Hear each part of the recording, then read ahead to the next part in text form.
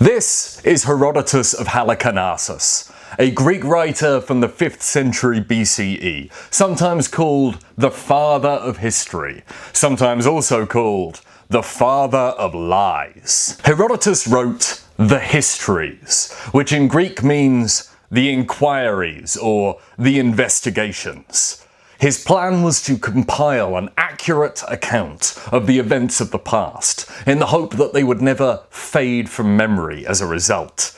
His work is the epic story of his own people, the ancient Greeks, and their interactions with the people around them. This video is part of a series that I started over a year ago, exploring the works of Herodotus. Of the 9 books of Herodotus' histories, the first 6 are covered in these videos here. If you haven't seen these videos, give them a watch. They're good fun. But if you can't be bothered, or, if you've already seen them and it's just been a while, don't worry. I'll give you a quick recap of what we've already been through now. Herodotus is my kind of guy.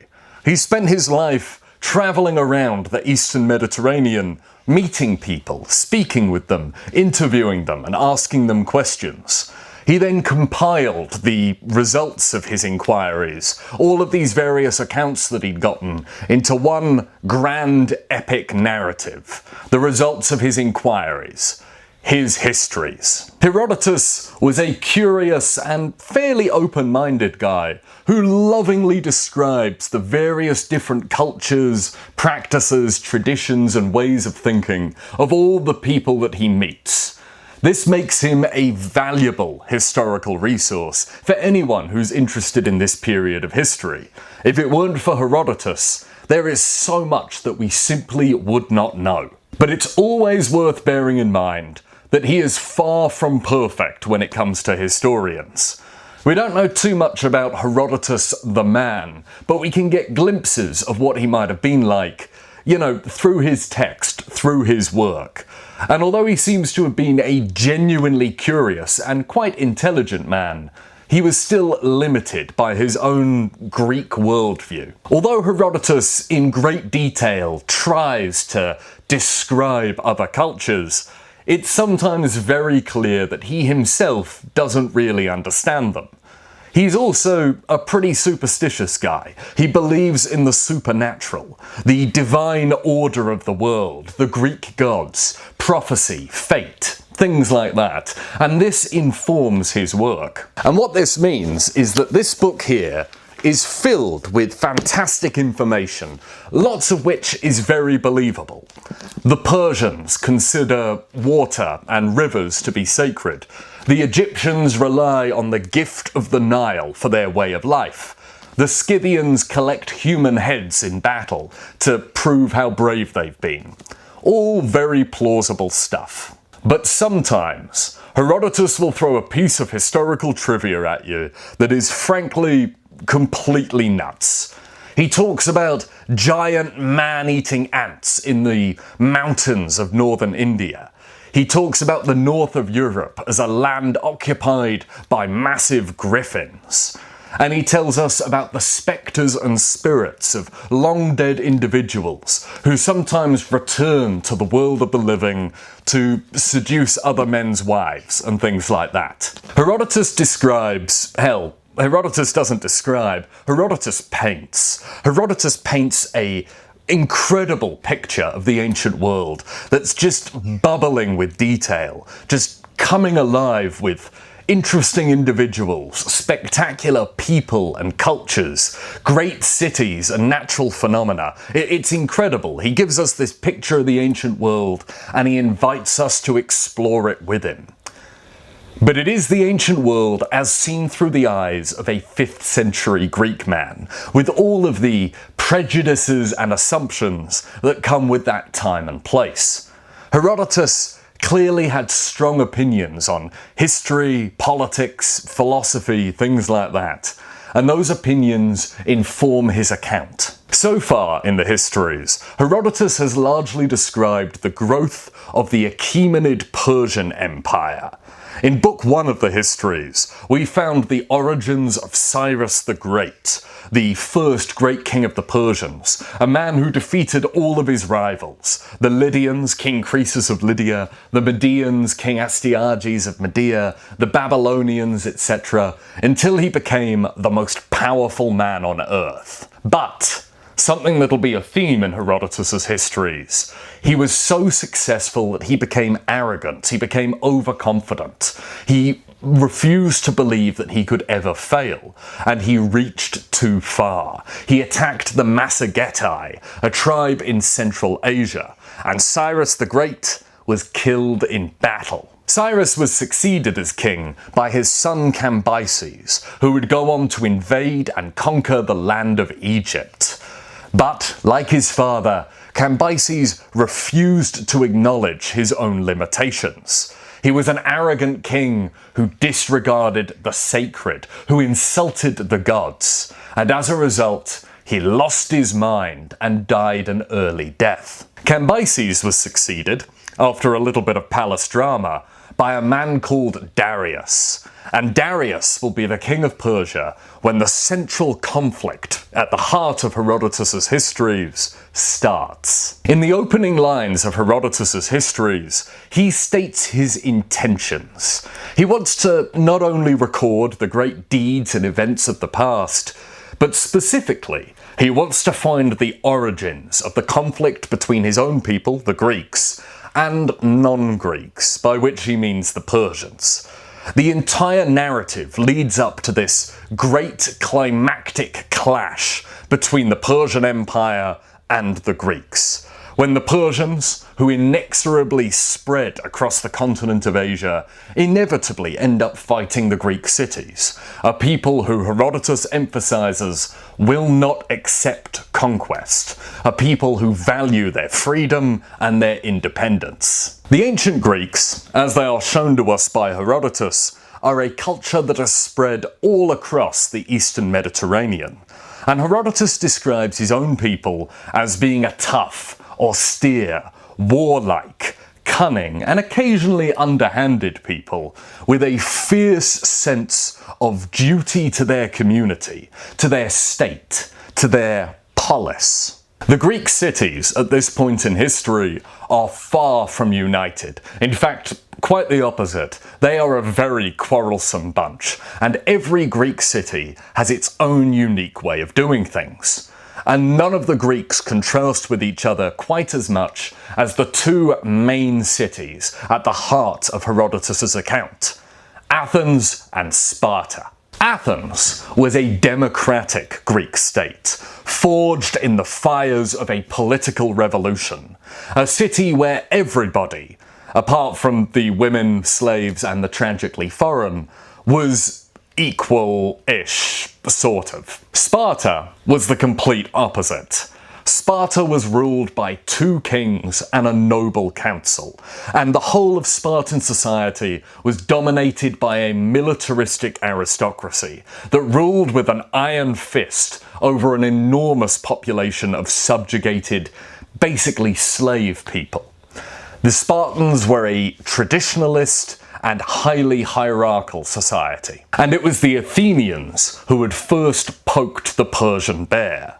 In the 490s BCE, the cities of Ionia, which had been a part of the Persian Empire for years at this point, decided to rebel against King Darius, and the Athenians sent aid to this Ionian revolt. Now, the Persians pretty quickly and pretty efficiently crushed this rebellion. But King Darius never forgot the role that the city of Athens had played in defying him, and he swore vengeance. In 490 BCE, an enormous Persian army attacked the land of Attica, which was Athenian territory in Greece, hoping to destroy the city and conquer it. But at the Battle of Marathon, the Athenians decisively beat the Persians, despite being fairly significantly outnumbered. The Athenians had protected their precious freedom, and King Darius was furious. He swore that one day he would avenge himself on these troublesome Greeks. But Darius never got the chance. He died a few years later, leaving the throne of Persia to his son, Xerxes. When we last left this story, the young King Xerxes was readying his people for a second invasion of Greece, this one far larger than the first. He hoped to destroy Athens, conquer the land of Greece, and further expand the Persian Empire westwards. When last we left Herodotus' narrative, the Persian great king, Xerxes, was preparing for a great invasion of Greece. After years of readying himself and his men and gathering the necessary supplies, he was finally ready. In early 480 BCE, an enormous Persian host started moving west. As he reached the limits of his domains, Xerxes was confronted with his first major obstacle: the sea. Greece and the Persian Empire weren't connected by land, so in order to reach enemy territory, Xerxes and his army would have to cross the treacherous waters of the Bosporus. However, the enormous resources of the Persian Empire and their engineering expertise means that this obstacle is going to cause little more than just a short delay. Xerxes plans on building a bridge over the Hellespont, which is near the modern-day Straits of Gallipoli. To do this, the Persians built what is called a pontoon bridge. Now, unlike most permanent bridges, which are held up out of the water, a pontoon bridge floats on top of it. The Persians took papyrus, which is this stuff here, an Egyptian reed that is used to make a kind of paper type thing in the ancient world, but can also be braided together tightly to create a strong, wiry rope. And they used this to bind together thousands of boats side by side, bridging the waters between Europe and Asia. The Persians then added a guardrail, for health and safety reasons, and Xerxes and his army could march across the sea. Horses, pack animals, everything. Before we go any further in this story though, it's worth pausing for a second to really examine the character of this guy, Xerxes. Who is this great king of the Persians? What's he like? What kinds of things motivate him? These are questions that are worth considering, because in an absolute monarchy like the Persian Empire, where the kings had loads of control over policy and how things went, the personalities and characteristics of individual kings could really shape what their rule looks like. It's also important to consider because this is Herodotus' narrative that we're following. This story is Herodotus' version of events. And to Herodotus, the personalities of important individuals are incredibly important when it comes to explaining how events transpire. Herodotus portrays Xerxes as an arrogant, callous, and intellectually weak man, utterly ill-suited to absolute power. And seeing as that's how Herodotus portrays him, that is how Xerxes is remembered. Now, normally, when we have a picture of a historical individual that is as simplistic and as obviously coloured by bias as Herodotus' version of Xerxes is, we would find other evidence to compare it to see how the two add up. That's how historians work. They gather all of the evidence they can, the sources, they evaluate the usefulness of those sources, and then they combine them to try and create a complete and accurate picture of the past. But this is almost impossible to do with Xerxes, because Herodotus' description of him is the only detailed evidence we have pertaining to what the man was actually like. All other evidence we have from his reign, like his inscriptions or his architectural feats, are inevitably viewed in the shadow of this Herodotean character. And Herodotus writes a character who is cruel, who is incompetent, and who is driven by base emotions like fear, lust, and anger, more so than he is by reason or rational thought. And this does not have to be wrong. Xerxes could have been all of these things and more. This isn't me accusing Herodotus of being dishonest or slandering Xerxes just because he didn't like him. It's just that Herodotus might not have fully understood the Persian king, because Herodotus, remember, was neither a king nor a Persian. Evaluating the character of leaders, especially monarchs, is famously difficult, because they're the type of people that tend to keep fairly tight control over their public image. And this is made even more difficult when evaluating leaders from other cultures. There are practices and codes of conduct and unwritten rules in ancient Persian society, same as there are in all cultures across the whole world throughout all of human history. But for outsiders, these subtle codes of conduct that are deeply ingrained in a culture can often go unnoticed or misinterpreted.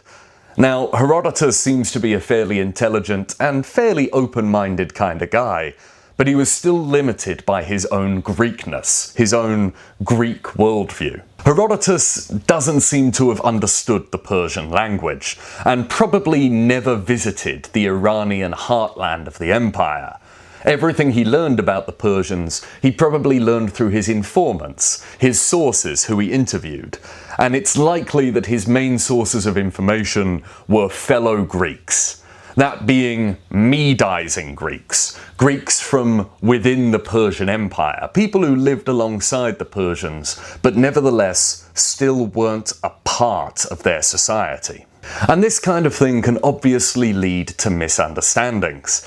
Certain aspects of the ways that the Persians behaved that Herodotus himself doesn't understand, and therefore can't properly relate to us. Take, for example, one episode from the life of Xerxes that Herodotus tells us about.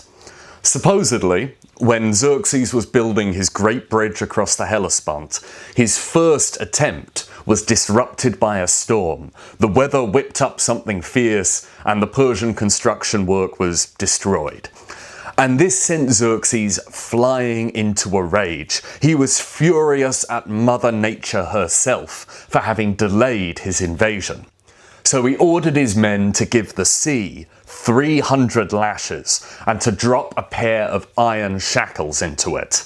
Herodotus gives the king this speech. "Bitter waters, this is your punishment for wronging your master when he did no wrong to you. King Xerxes will cross you, with or without your consent. People are right not to sacrifice to a muddy, breakish stream like you." This makes Xerxes seem mad, doesn't it? I mean, what kind of out-of-touch weirdo physically attacks the sea just because his little building project got delayed by a little bit of bad weather?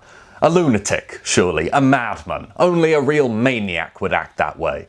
Or, as Herodotus would probably put it, a tyrant corrupted by absolute power who doesn't realise that the gods are already against him and have assigned him a dreadful fate. That's probably what Herodotus would say. But the truthfulness of this entire episode is doubtful, and modern historians have found alternative explanations for it. One of the most common is that Herodotus, with his limited understanding of Persian customs, is simply misinterpreting a Persian religious rite or a ritual. Perhaps. We can't know for sure.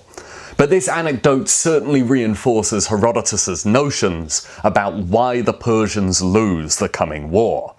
Xerxes offends the gods, he disregards the sacred, and he has no respect for natural boundaries. And through his blasphemous behaviour, he ensures that the gods are against him. This aspect of Xerxes' character is very important in Herodotus' narrative. Herodotus, remember, sees history in what we today would call great man terms. The personalities of kings, generals, and important individuals are the main movers of history as far as he's concerned.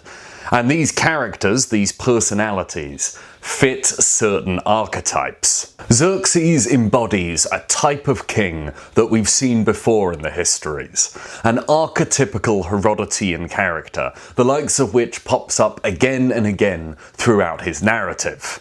The Agamemnon. We've met lots of Agamemnons so far.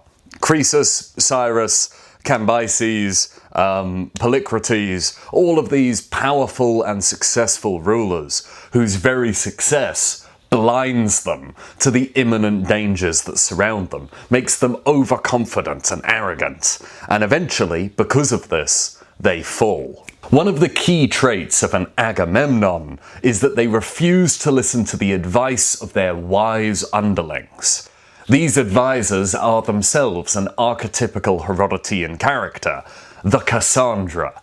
Cassandras are clever people who give good advice, but are tragically never listened to. Xerxes has his very own Cassandra with him in the army, his uncle Artabanus, who is one of the oldest, wisest, and most experienced of the Persian noblemen. Artabanus has already warned Xerxes about the potential risks of invading Greece, and even as the army stands ready to cross the Hellespont, he remains nervous about the whole mission. Artabanus had an almost prophetic ability to tell the future.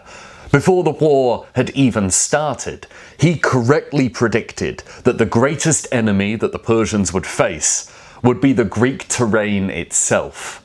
Greece is a mountainous country. It's difficult to navigate and difficult to traverse, and it's surrounded by treacherous and unpredictable seas. Artabanus warned Xerxes about the potential dangers that would arise from fighting wars in such a landscape. When somebody implies that Artabanus is only saying these things because he's afraid, he gives a very wise response. Artabanus says that the wise man does not disregard fear. That is not bravery. That is arrogance and foolishness. Instead, the wise man acknowledges his fears and incorporates them into his plans. Artabanus really does seem like a stand-up guy, the perfect advisor for Xerxes. It's a shame that he doesn't keep him round. Although Xerxes clearly respects his uncle, he doesn't listen to him. Instead, Artabanus is sent home to Susa, where he will remain for the rest of the war. Xerxes prefers to listen to the advice of his hawkish and warlike cousin, Mardonius. Mardonius is a brave but hot-headed young Persian nobleman, and outside of King Xerxes, nobody is keener on this war than he is. A few years previously, he had led a small expedition of his own into northern Greece, hoping to win fame and recognition for himself by subjugating some Greek cities. But this expedition had ended in embarrassing failure, so Mardonius had a point to prove, a reputation on the line, honour to restore. And because of that, his advice is always very aggressive, but very rarely sensible. Xerxes also had numerous other advisors. Most notable, according to Herodotus, is Artemisia, the Queen Regent of Caria. Herodotus has a little bit of a fascination with this woman, Artemisia. She's not a Persian, like many of the other advisors close to Xerxes. She's a Greek, or possibly a Carian, and the queen of Caria, this region here. She rules over it on behalf of her son, who's only a child and can't rule in his own right yet. She's one of the many subject peoples, people who live within the Persian Empire, who were obliged to provide men, ships, and supplies for the war effort. Now, despite the fact that Artemisia only provided 5 ships for the war effort, which is really a tiny amount in the grand scheme of things, Herodotus says that she is worth focusing on, because despite the fact that she was a woman, she was extremely manly. She was very masculine. Now, this doesn't mean that she cut her hair short and got really buff or anything like that. It means that from Herodotus's perspective, she displays the traits, the personality characteristics that the Greeks typically only ascribed to men. That being battlefield intelligence, leadership, and bravery. Herodotus loves a good, strong female character, far more than many of his contemporaries. Ancient Greek history can, to be honest with you, be a little bit of an old boys' club, and an old aristocratic boys' club at that. By far the majority of our ancient Greek writing, our sources, our literary works, come from men, and men of wealth. And Herodotus is no exception to this. But unlike many of his contemporaries, he does have some very interesting female characters. You know, you read Thucydides or Xenophon, who are two other Greek historians who lived slightly after Herodotus, and they practically never mention any women at all. If you read them, you could very much walk away with the impression that there basically were no women in ancient Greece. Herodotus stands out though. His narrative is packed full of interesting female characters, with opinions and lines of dialogue. Artemisia represents yet another stock, archetypical Herodotean character, the Penthesilea, a woman who matches or even outshines the men around her in a traditionally male space, like war councils or battlefields. Joining Artemisia is yet another odd advisor for the king of Persia to have, a man called Demaratus, an exiled Spartan king. Demaratus had once helped rule Sparta, but he'd been forced to flee as a result of some controversies regarding his paternity. See this video here to learn all about that. And now he advises King Xerxes, and throughout the war he will provide Xerxes with genuinely useful advice, as well as exposition for us, the reader, as to what the hell is going on more generally. Okay, so we've established Xerxes' characterization according to Herodotus. Xerxes is an arrogant, cruel, and callous king who listens to bad advice and has no respect for the sacred or the divine. That version of Xerxes might not be the truth, or it might not be the whole truth, but it's all we've got, so we're just gonna have to run with it. As long as none of you are picturing a 7-foot-tall bald man covered in piercings, like Zack Snyder might have you believe, then we're golden. Pretty much any image you have of Xerxes is going to be better than that. We've also met the king's advisors, people like Artemisia, Demaratus, Mardonius, and Artabanus. Now that we've met them, it's time we met the rest of the Persian army. Herodotus tells us that when Xerxes marched his army across the Hellespont, it took an entire week of 24/7 continuous movement before the whole army was across on the European side. And this is because, according to Herodotus, the Persian army numbered 1.78 million men. So first off, absolutely not. No, that number is wrong. It has to be. If the Persian army really did number 1.78 million men, that would make it roughly the same size as the entire Allied force that took part in Operation Overlord during the Second World War. There is no way that the Persian Empire in the 5th century BCE had A, a population high enough to arm and deploy that much manpower in a single army, or B, the ability to supply and feed that many people. It is possible that Herodotus is making this number up, or perhaps exaggerating the true number for some other purpose, but I prefer to think that he is simply mistaken. One explanation has it that Herodotus, whose understanding of the Persian language is anywhere between basic and completely non-existent, is mixing up the Persian terms meaning 1,000 men and 10,000 men. In other words, anytime he says 10,000 men, he really means 1,000. He is multiplying every number by a factor of 10 accidentally. And if we take this into account, that would mean that the actual Persian army was somewhere around 178,000 men strong, which is a far more realistic number. That would, by the way, make this Persian army one of the largest ever assembled in antiquity. Even the Romans, at the very height of their empire, very rarely had that many people under arms in one place at any given time. Whatever the real number, I think it's fair to say that the Persian army was huge, far larger than anything that the Greeks could possibly hope to match.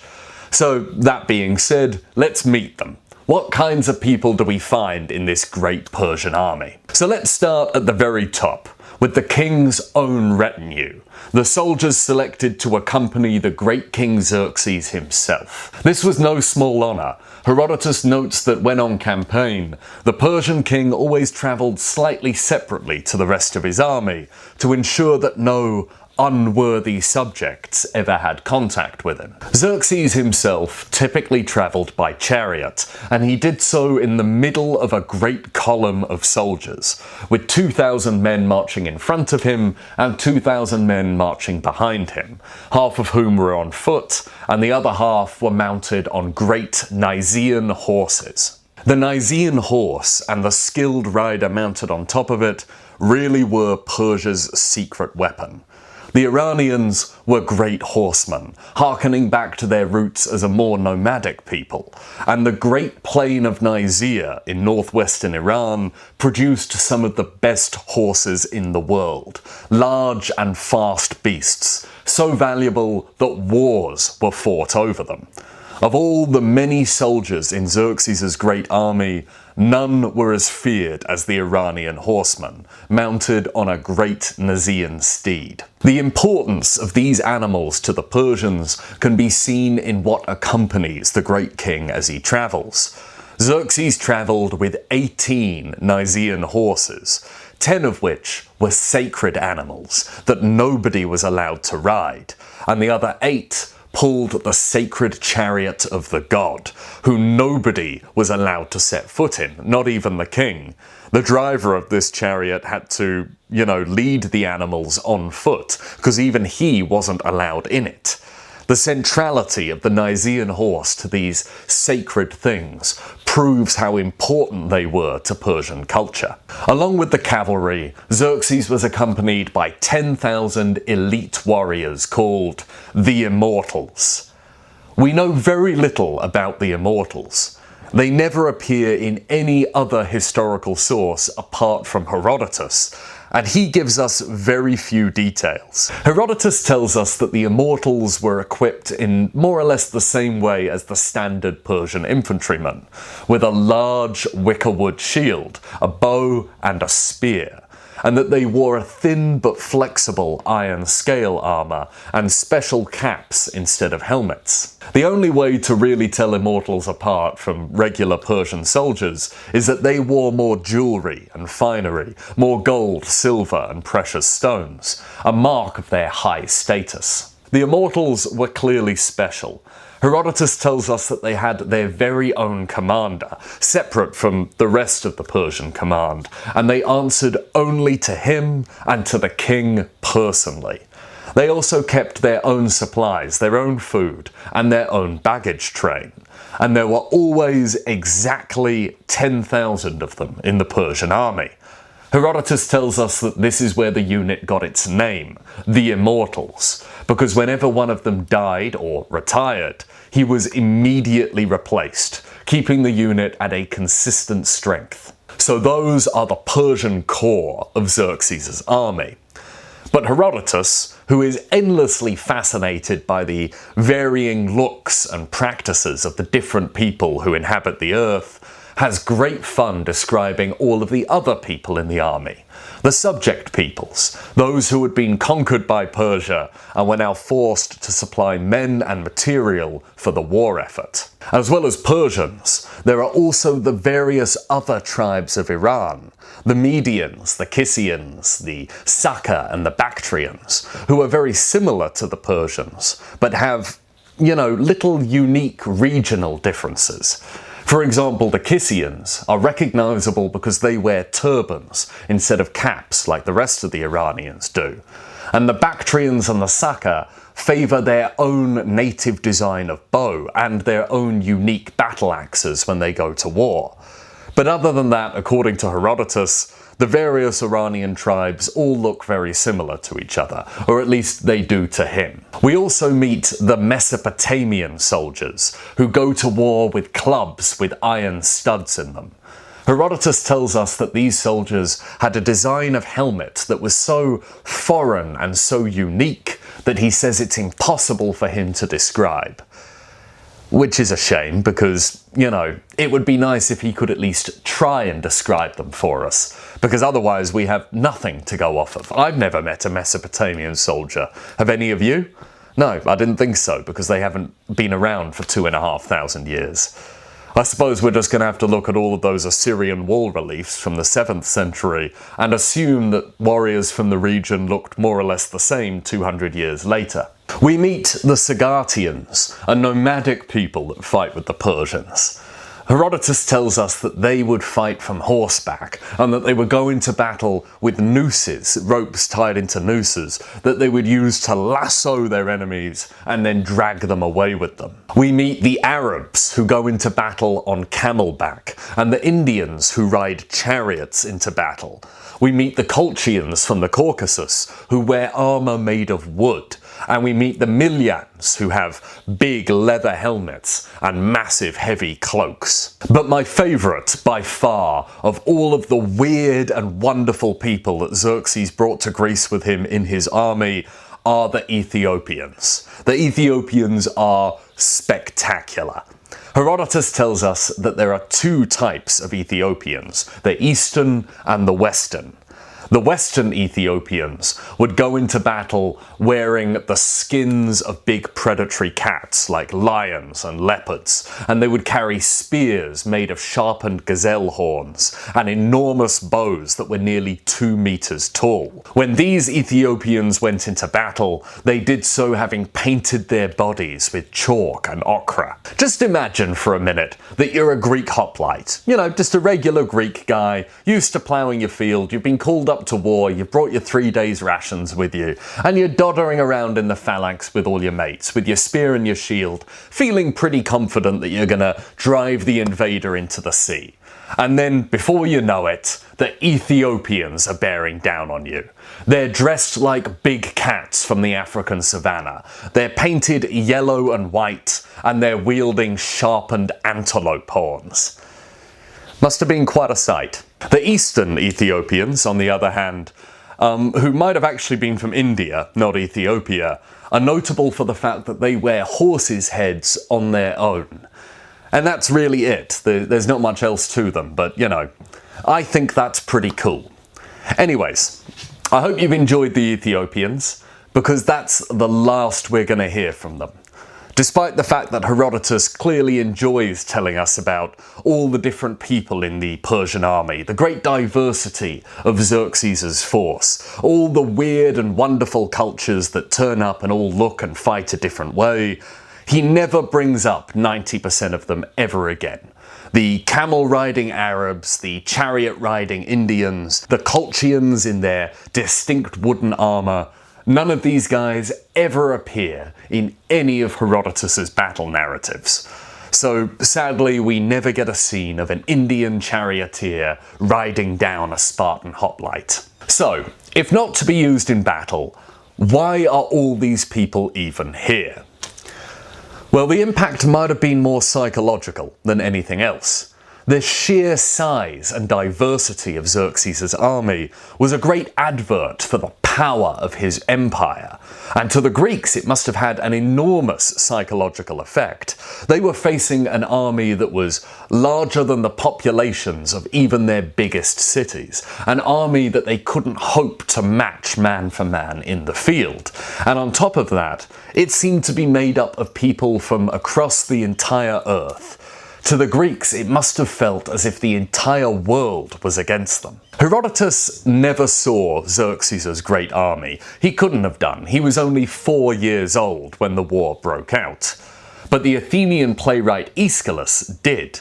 He fought in the Persian wars, and more than once in his lifetime, he faced down a Persian army. In his 472 tragedy, The Persians, which is about this war, he describes what that was like. From every realm of Asia, the east in arms pours forward. The king's dread word is spoken.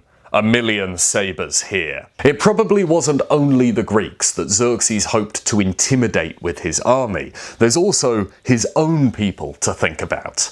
Xerxes invaded Greece at the end of a long decade of putting down rebellions and revolts across the entire Persian Empire. As well as military might, Xerxes might have sought to gather so many warriors from around his domains because he saw it as an excellent propaganda opportunity, a chance to showcase to his own people the might, strength, and security of his rule. Also, If the warriors from these various regions of the empire are here with the king and his army, do you know where they're not? That's right, back in the provinces causing trouble. Herodotus never explicitly says this, but it's hinted at during a bit of dialogue between Xerxes and his uncle Artabanus. Artabanus advised Xerxes to leave potentially disloyal soldiers behind when he entered enemy territory, specifically the Ionian Greeks who he had pressed into service, Greeks who lived within the Persian Empire, whose commitment to the cause was questionable. Artabanus pointed out that these very same Greeks had revolted against Persian rule only a few years earlier. But Xerxes tells his uncle that he has nothing to worry about. He's confident that his own people won't misbehave. After all, their warriors are all here with him, whilst their wives and children are all back home. He knows that as long as the two remain separated, they're unlikely to rebel. Xerxes came to Greece with not only an enormous army, but also a massive fleet. Persian sea power took the form of a new type of warship called the trireme, so named because it had 3 sets of oars. These ships were designed for speed, and they would ram into enemy ships with the big bronze prows they had on their front and sink them. Xerxes brought with him to Greece a fleet of 1,207 triremes. The Greeks also used triremes, but supposedly the Persian ones were a little bit faster and a little bit more maneuverable. They were also crewed by some of the best sailors in the world. Not Persians, mind you. The Persians have never been a great seafaring people. They are a land-based people, and they prefer to be on horseback than on a boat. They prefer to have reins in their hand than a tiller. But the Persians have an enormous empire, remember. They can outsource their naval needs. In the 5th century BCE, the best sailors in the world, by far, were the Phoenicians. Of the 1,207 ships in Xerxes' navy, 300 came from the cities of Phoenicia. The Phoenicians were, quite simply, unstoppable at sea. They were the ancient Mediterranean's best seafarers, traders, colonizers. They did it better than anybody. Herodotus proves this point by recounting a story where Xerxes held a great race for all of the ships in his navy, and the Phoenician ships came first by a long shot, specifically the ships from the Phoenician city of Sidon. Alongside the Phoenicians, the Persian fleet is also made up of many other of the great seafaring maritime powers of the ancient Eastern Mediterranean. The Cilicians, the Cypriots, the Lycians, people like that. As well as a few less than renowned seafaring peoples like the Egyptians. And of course, many, many, many Greeks. The Greek ships within the Persian fleet all came from cities that came from within the empire, cities that owed their loyalty to Persia. Ionian Greeks and Hellespontine Greeks, to be precise. Guys who were excellent sailors, but of dubious loyalty. About 15 or 20 years previously, they had rebelled against Xerxes' father, Darius, and they had been crushed. But they were now being asked to sail against their kinsmen, against fellow Greeks, people with whom they had strong cultural and diplomatic ties. This is the reason that Xerxes' uncle, Artabanus, had recommended that they be left behind, because when battle was joined, their loyalty was not guaranteed. They might not be reliable. And, as time will tell, there was wisdom in his warning. And so Xerxes' enormous host crossed from Asia into Europe. And as they did so, they marched slowly west and then south, drinking entire rivers dry and emptying entire regions of food and supplies. But this army was so much more than just a horde. It was more than just warriors and a baggage train. Xerxes also employed a large and competent engineering corps. Persian achievements in the realm of engineering really cannot be understated here. Not only did they build a bridge crossing entire seas, something that was probably unimaginable to the Greeks, They would also dig canals through peninsula, turning them into islands. They would modify the landscape itself to suit them. Now, according to Herodotus, this is part of the reason that they ended up losing the war. Herodotus believes that nature is the way that it is for a reason. The gods create natural boundaries, and messing with that can upset the divine. But to us modern people, what this tells us about the Persian army, which we otherwise know very little about, is that it must have been filled with brilliant and talented individuals and had an amazing capacity for planning and for organisation. Otherwise, feats like this would have been simply impossible. As Xerxes marched, he sent messengers out to all of the cities of Greece, offering them a chance to submit peacefully and avoid his wrath. Most cities did exactly this, and sent either symbolic support or actual men and troops to add to the already enormous Persian army. Every single city got this offer of friendship from the great king. Every city, that is, except for two: Athens and Sparta. Xerxes didn't bother with either Athens or Sparta because, as far as he was concerned, they had already condemned themselves. He had already sent messengers to these cities, and both the Athenians and the Spartans had committed a great crime, a serious offence. They had killed their Persian messengers. Now, it's clear why Athens did this. According to Herodotus, they were the Greek city that had provoked this entire war in the first place by sending aid to the Milesians during the Ionian Revolt all of those years ago.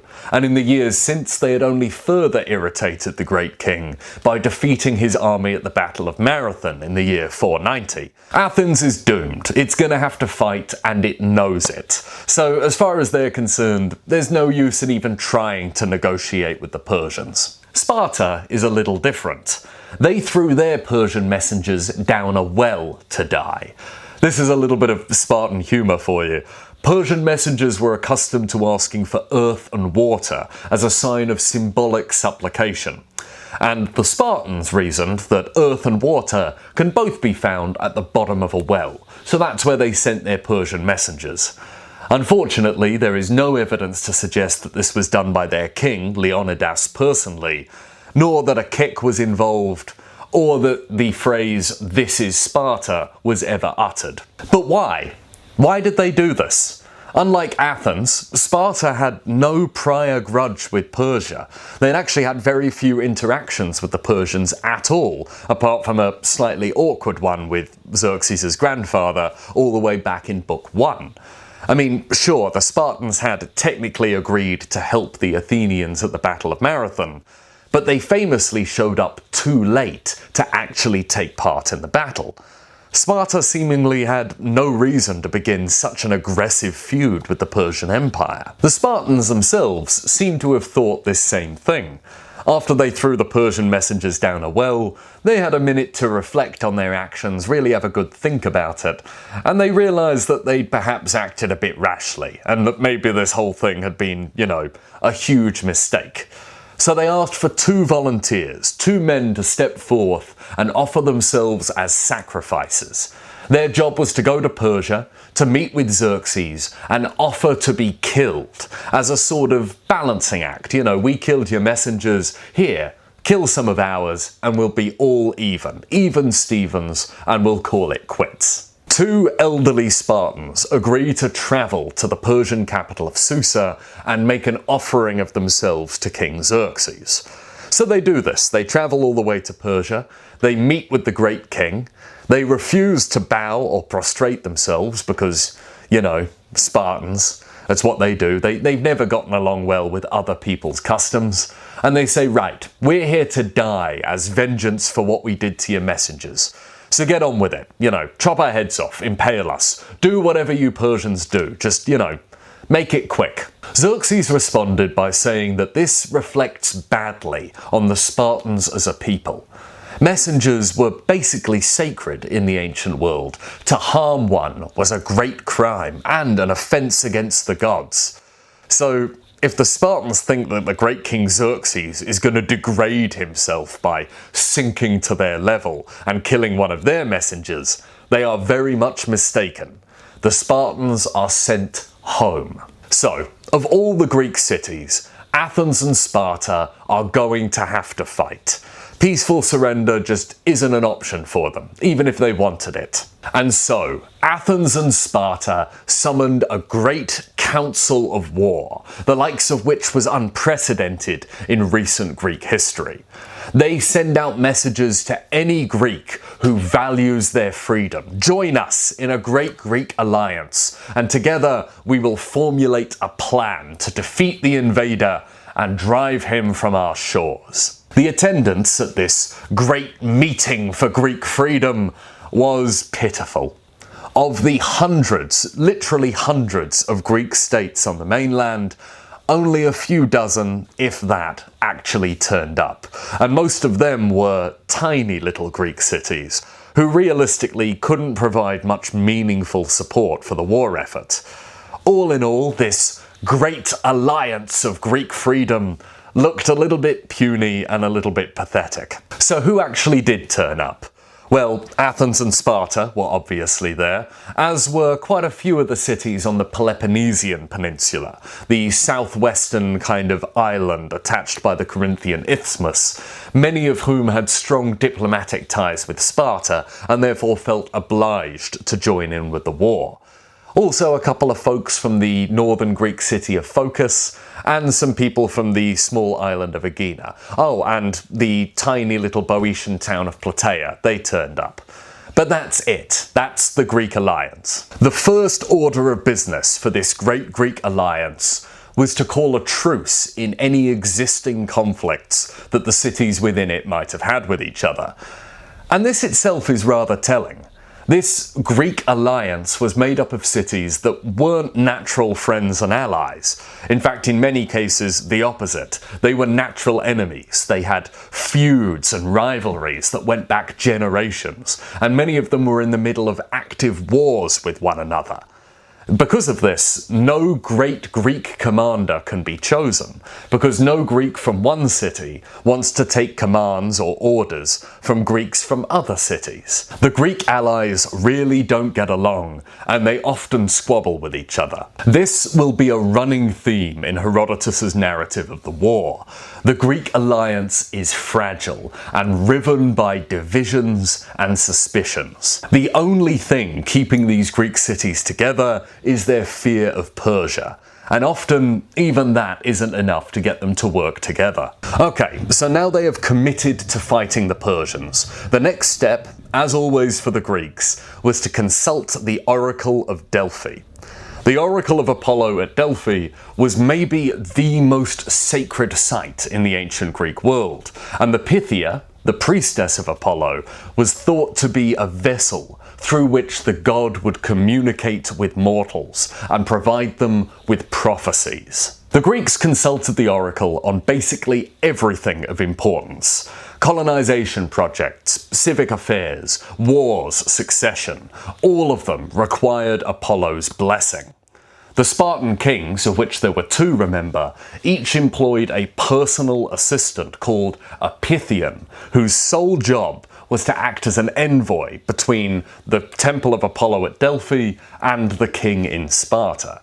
That's how important the oracle was. So, the Athenians sent envoys to the Oracle of Apollo at Delphi to ask the Pythia, the priestess, how they should react to this Persian invasion. And the Pythia said this: "Fools, why do you sit here? Fly to the ends of the earth. Leave your homes and lofty heights girded by your city. The head is unstable. The trunk totters. Nothing, not the feet below, nor the hands, nor anything in between. Nothing endures. All is doomed.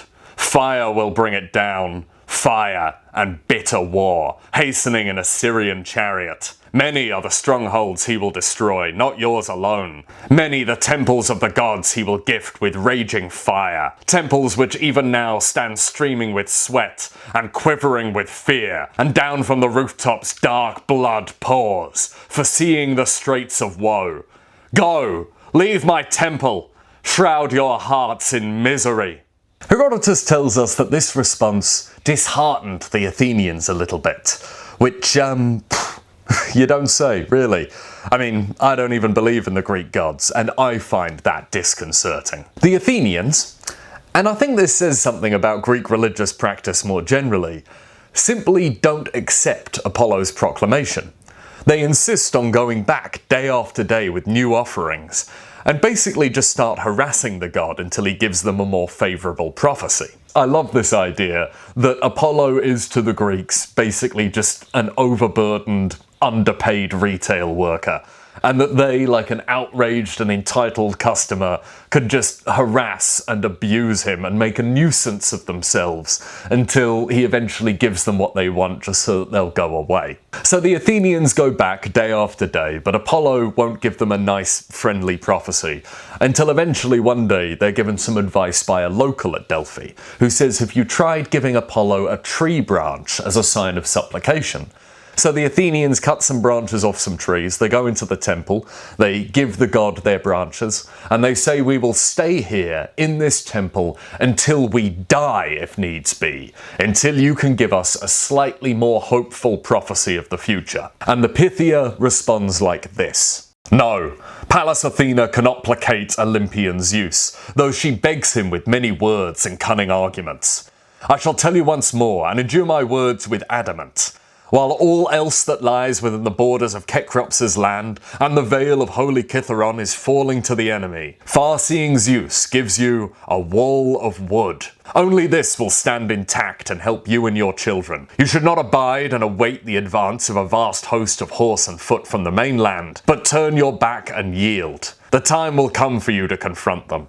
Blessed Salamis, you will be the death of mothers' sons, either when the seed is scattered or when it is gathered in." The Athenians take this oracle home and they present it to the ecclesia, the assembly, where they can debate its meaning. What really struck the Athenians was that bit about the wall of wood that Zeus had gifted them, and how only that would stay intact and save them.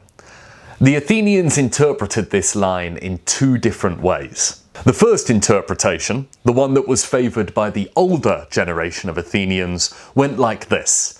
In the centre of the city of Athens is a great rock called the Acropolis, on top of which stood their temple to Athena, their patron goddess. And in days of old, this great rock in the centre of the city had also been used as a defensive fortress, because it's surrounded on all sides by sheer cliff, and at the top of it was a wooden palisade, a tall fence. The older generation of Athenians said that if we abandon the city and take to the fortress rock of the Acropolis, the wooden palisade will keep us safe. But the younger generation of Athenians saw things differently. They think that the line about the wall of wood that Zeus had given them referred to the wooden ships of their fleet. They saw this as a sign that Apollo was telling them not to engage the Persians on land, but at sea in a naval battle. There is a problem with this though. The last line of the prophecy: "Blessed Salamis, you will be the death of mothers' sons." Now, Salamis is an island just off the coast of Athens in the Saronic Gulf. And many people interpreted this line to mean that if they engaged the Persians at sea, near Salamis, many mothers' sons would die. In other words, many of them would die and they would surely lose. But then, a very, very clever Athenian stepped forward. He was well known in the city as a great orator and rhetorician, a guy who was a great public speaker and very persuasive, and he employed all of his talents now. He pointed out that the oracle had simply said that Salamis would be the death of many mothers' sons, but it had not specified whether those mothers were Greek or Persian. Also, if Salamis was really a place of danger, a place of peril for the Greeks, then surely the oracle would have been worded slightly differently. Apollo calls the island Blessed Salamis, or Sacred Salamis, but if it was going to be a place of horror and woe for the Greek people, surely he'd have called it Merciless Salamis, or Cursed Salamis, or something melodramatic along those lines. With this argument, the Athenian people are won over. The decision is made that they will fight the Persians at sea and put their faith in their fleet. Now, despite the fact that things look very bleak in this war, the Athenians do have two secret weapons up their sleeve. The first is their navy, that great fleet made up of 200 warships, making it the largest and most powerful fleet in the entire Greek world. And the second is that very, very clever man who argued that they ought to use it. His name is Themistocles, and it's about time we introduced him. Herodotus doesn't give us much background as to who Themistocles was, but luckily, another Greek writer called Plutarch does. Plutarch was a Greek biographer from the 1st century CE, so he lived about 500 years after Herodotus and a little over 500 years after the events of this story. Now, I know this video is about Herodotus and we are focusing on him, but I am going to be using Plutarch to supplement the narrative a little bit. Don't worry though, we'll be able to keep track of who's who. Whenever I'm talking about Plutarch, I'll make a note in the corner of the screen so you know whose account I'm referring to at any given time. According to Plutarch, Themistocles came from a relatively obscure family. His father was Athenian, and his mother was an immigrant to Athens who came from either Thrace or Halicarnassus, which, funnily enough, is where Herodotus is from. It would probably be an exaggeration to say that Themistocles was from humble origins. His family almost certainly had wealth behind them, enough wealth to get him a really good education.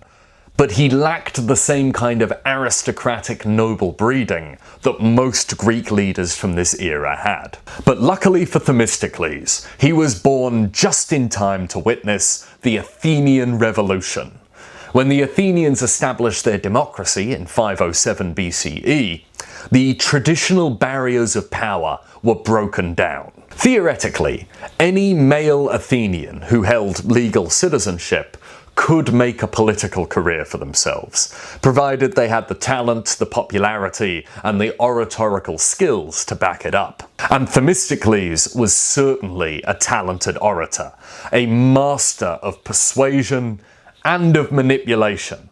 He embodies yet another Herodotean archetypical character, the Odysseus, a clever character who achieves his aims through dishonesty, through manipulation, and through the intelligent application of lies, effectively.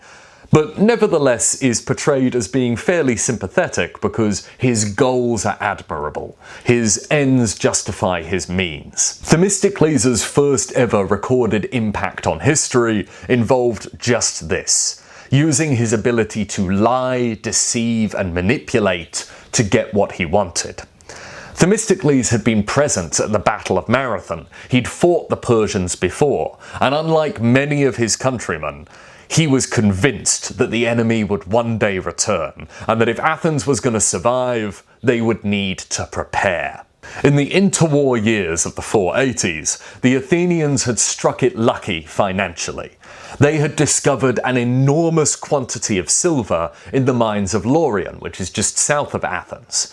Now, typically what happened whenever a Greek city had an enormous influx of cash is what they do is they take a small portion of their earnings and they donate it to the gods as thanks, and then they take the rest and distribute it evenly amongst the citizenry. But Themistocles wanted to convince them not to spend this money on themselves, but to use it to build a giant fleet of warships.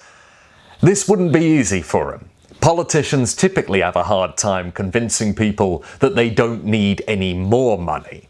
So Themistocles employed the oldest trick in the book for democratic politicians, or at the time the newest, because the democratic politician was kind of a new invention, so maybe this was a bit of an innovation, who knows. Anyways, he lied to them. Persia was big and scary, but it was also far away. You know what's close to Athens, just across the bay there? The island of Aegina. The Aeginetans and the Athenians had been rivals for a long time, and the Athenians were used to, being scared of and fighting the Aeginetans. So Themistocles told the Athenian people that egg-and-eaten pirates were threatening their shipping, and by doing so, convinced them to build a war fleet.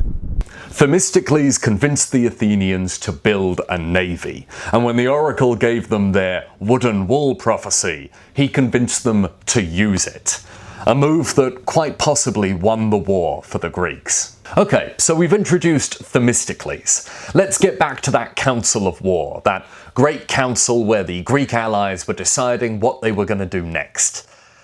Truth be told, things looked fairly bleak for them. It wasn't a great situation.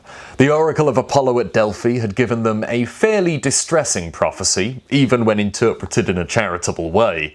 The Persians were invading with an army that dwarfed the size of most of their cities, an army that they couldn't possibly hope to match man for man.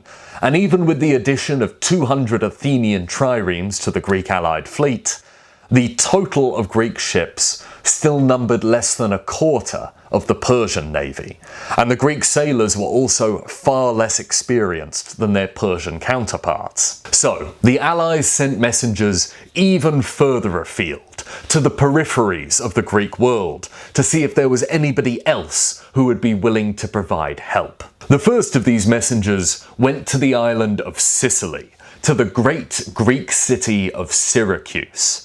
At this point in history, Sicily and southern Italy were just filled with Greek cities. There were so many Greeks in this region that the Romans, a few centuries later, would name it Magna Graecia, or Greater Greece. The allied messengers went to Syracuse and found the city's ruler, a man called Gelon. Now, Gelon was objectively one of the most powerful men in the entire Greek world. But he also seems to have had a little bit of a chip on his shoulder. Despite the fact that he had enormous quantities of wealth and power at his disposal, and that he personally controlled much of the island of Sicily, Gelon lived far away from the middle of Greek affairs. He was a provincial, he was living in the colonies, and therefore he seems to have felt like he'd never been given the level of respect that he deserved. The messengers went to Gelon and they asked if he would please aid them in saving the Greek heartland from the invader. But Gelon pointed out that many times in previous years he had sent requests of his own to the mainland asking for help, and he had been ignored every single time. When the Carthaginians had pressed against his western borders, he had asked the Spartans and the Athenians and the mainland Greeks to please send aid, and they had done nothing. Every other time the Sicilians asked for help, mainland Greeks disregarded them, treated them as if they didn't really matter. So why is it now that they needed his help that he should be expected to, drop everything and make sacrifices on their behalf? Nevertheless, Gelon is eventually persuaded to at least send some aid. He says that he will send 26,000 men and 200 ships to help the Greek cause. This on its own would double the size of the allied Greek forces and massively increase their chances of eventually winning the war. But there is a condition. Gelon says that in exchange for his help, he wants total command over all of the Greek forces until the war is won. The Spartans were absolutely horrified by this. And here we get a little bit of a hint on where that chip on Gelon's shoulder might have come from.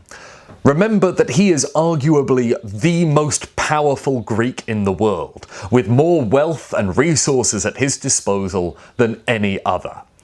And yet the Spartans respond to this demand with a degree of snobbery that only they could get away with. The Spartans tell Gelon that it is utterly absurd to even suggest that a Sicilian should ever be put in charge of anything over a Spartan. After all, Sicilians like him are merely backwards provincial colonists. That's why no one cares what happens to them, and he ought to have some self-awareness about this. Besides, he's being arrogant to suggest that he should take command over a Spartan, and he ought to learn to show more humility and modesty when he's in the presence of his betters. They then finish their speech by reminding Gelon that he ought to learn how to take commands from people who are obviously better suited to leadership than he is. Gelon is rightfully very offended by this. But nevertheless, the negotiation continues, and he does offer to dial back the deal a little bit.